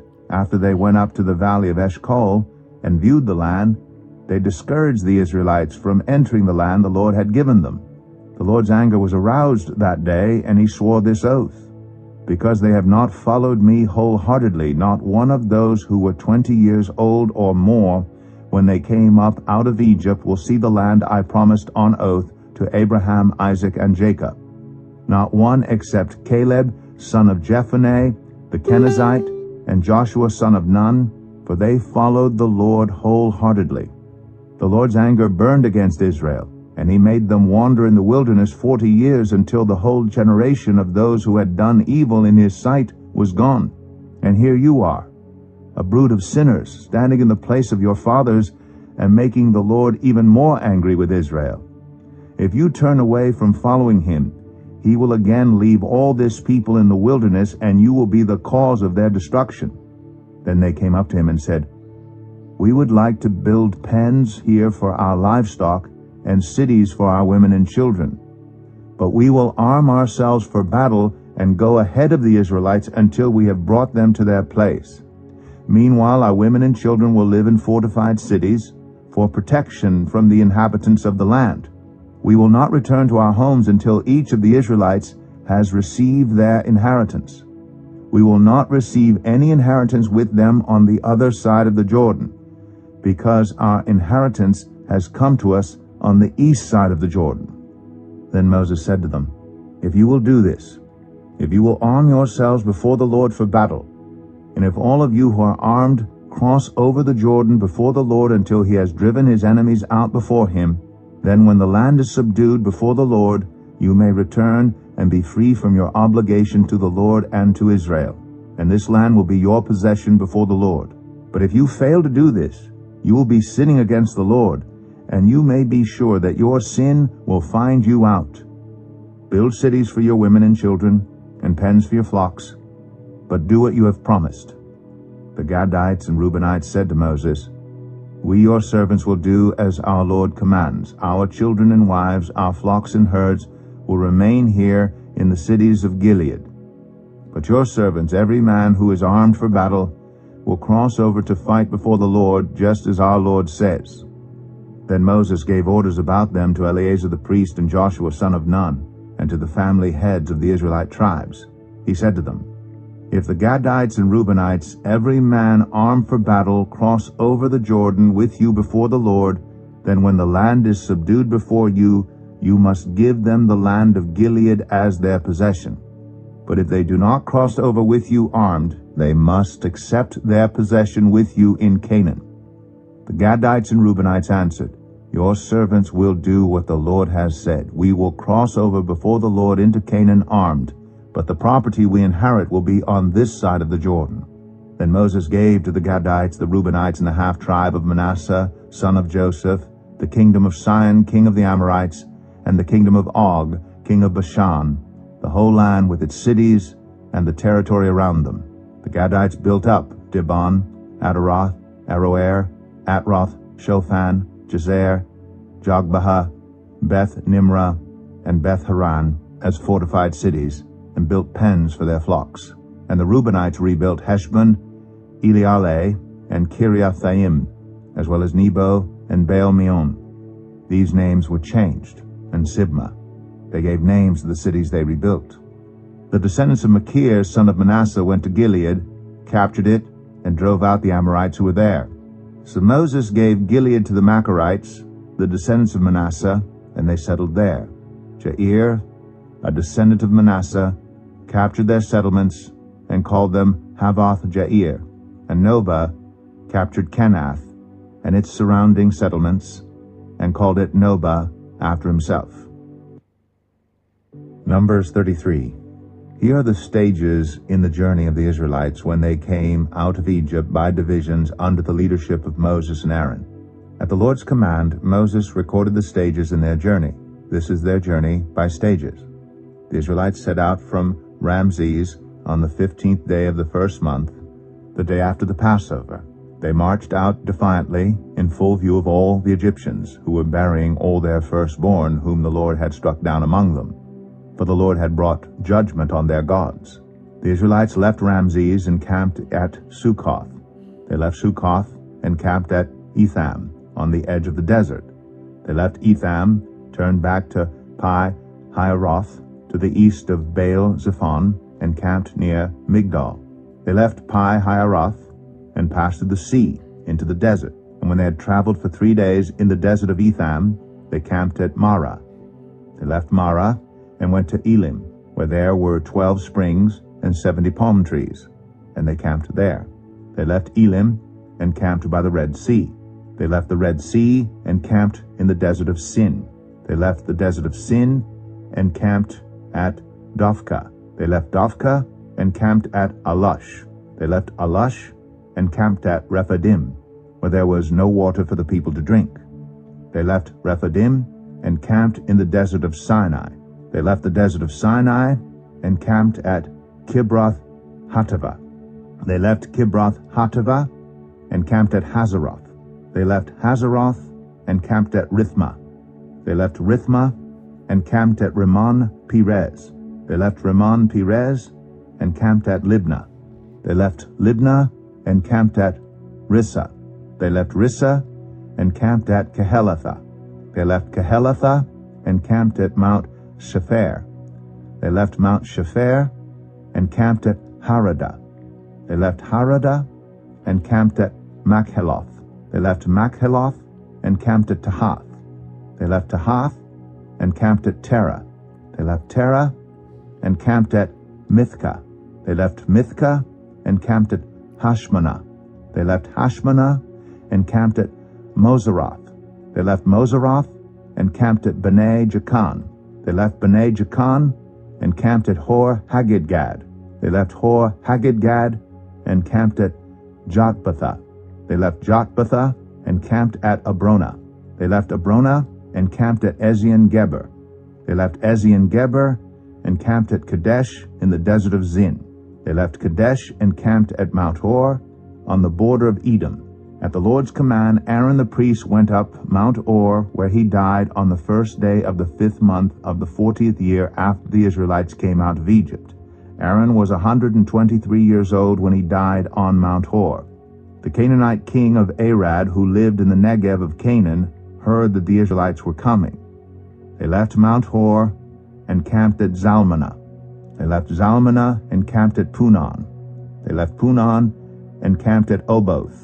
They left Oboth and camped at Ayi Abarim on the border of Moab. They left Ayi Abarim and camped at Dibon Gad. They left Dibon Gad and camped at Almon Diblathaim.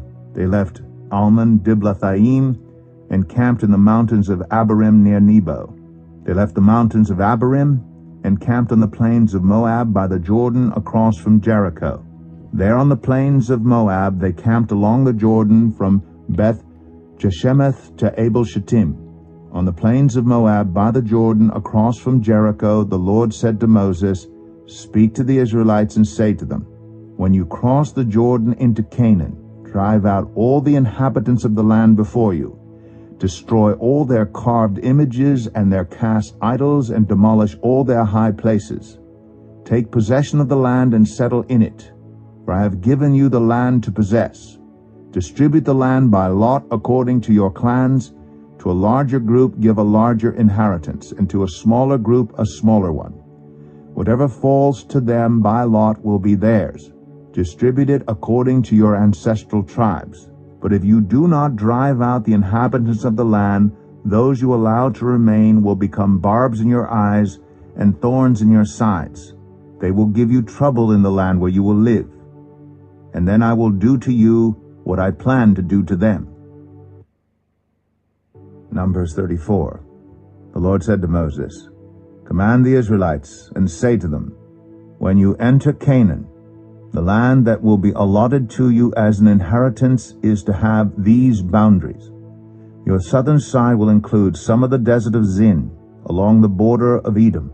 Your southern boundary will start in the east from the southern end of the Dead Sea, cross south of Scorpion Pass, continue on to Zin, and go south of Kadesh Barnea.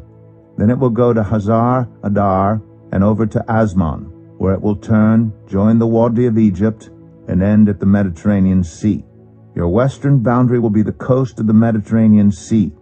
This will be your boundary on the west.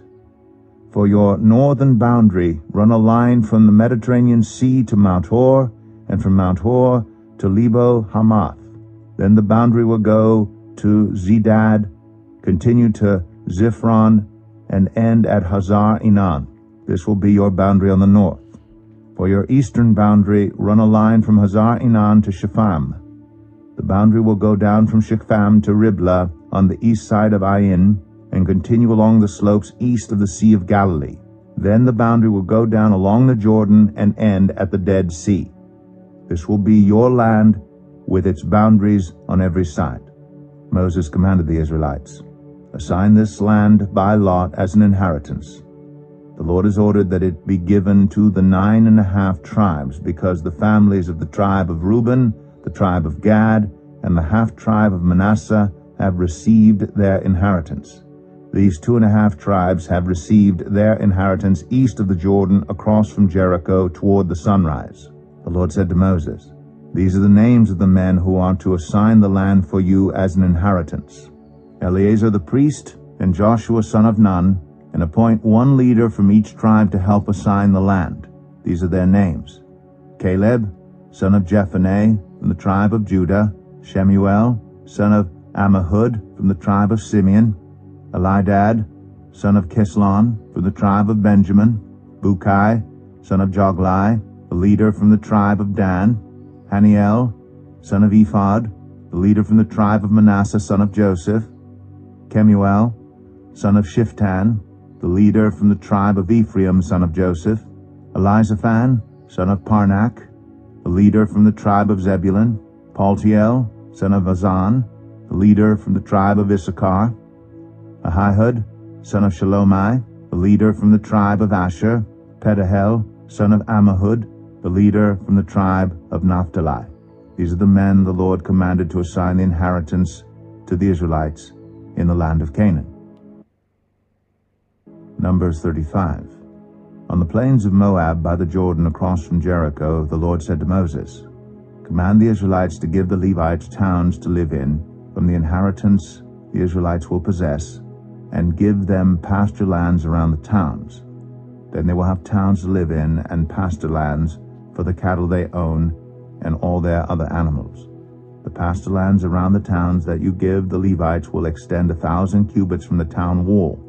Outside the town, measure 2,000 cubits on the east side, 2,000 on the south side, and 2,000 on the west, and 2,000 on the north, with the town in the center. They will have this area as pasture land for the towns. 6 of the towns you give the Levites will be cities of refuge, to which a person who has killed someone may flee. In addition, give them 42 other towns. In all, you must give the Levites 48 towns together with their pasture land. The towns you give the Levites from the land the Israelites possess are to be given in proportion to the inheritance of each tribe. Take many towns from a tribe that has many, but few from one that has few. Then the Lord said to Moses, Speak to the Israelites and say to them, when you cross the Jordan to Canaan, select some towns to be your cities of refuge, to which a person who has killed someone accidentally may flee. They will be places of refuge from the avenger, so that anyone accused of murder may not die before they stand trial before the assembly. These 6 towns you give will be your cities of refuge. Give 3 on this side of the Jordan, and 3 in Canaan as refuge. Cities of refuge for Israelites, foreigner riding on them. If one is holding a stone and strikes someone a fatal blow with it, that person is a murderer.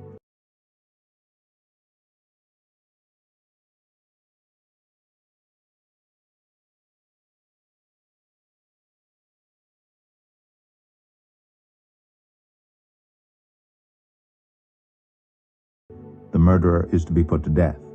Or if anyone is holding a wooden object and strikes someone a fatal blow with it, that person is a murderer. The murderer is to be put to death. The avenger of blood shall put the murderer to death. When the avenger comes upon the murderer, the avenger shall put the murderer to death. If anyone with malice aforethought shoves another or throws something at them intentionally so that they die, or if out of enmity one person hits another with their fist so that the other dies, that person is to be put to death.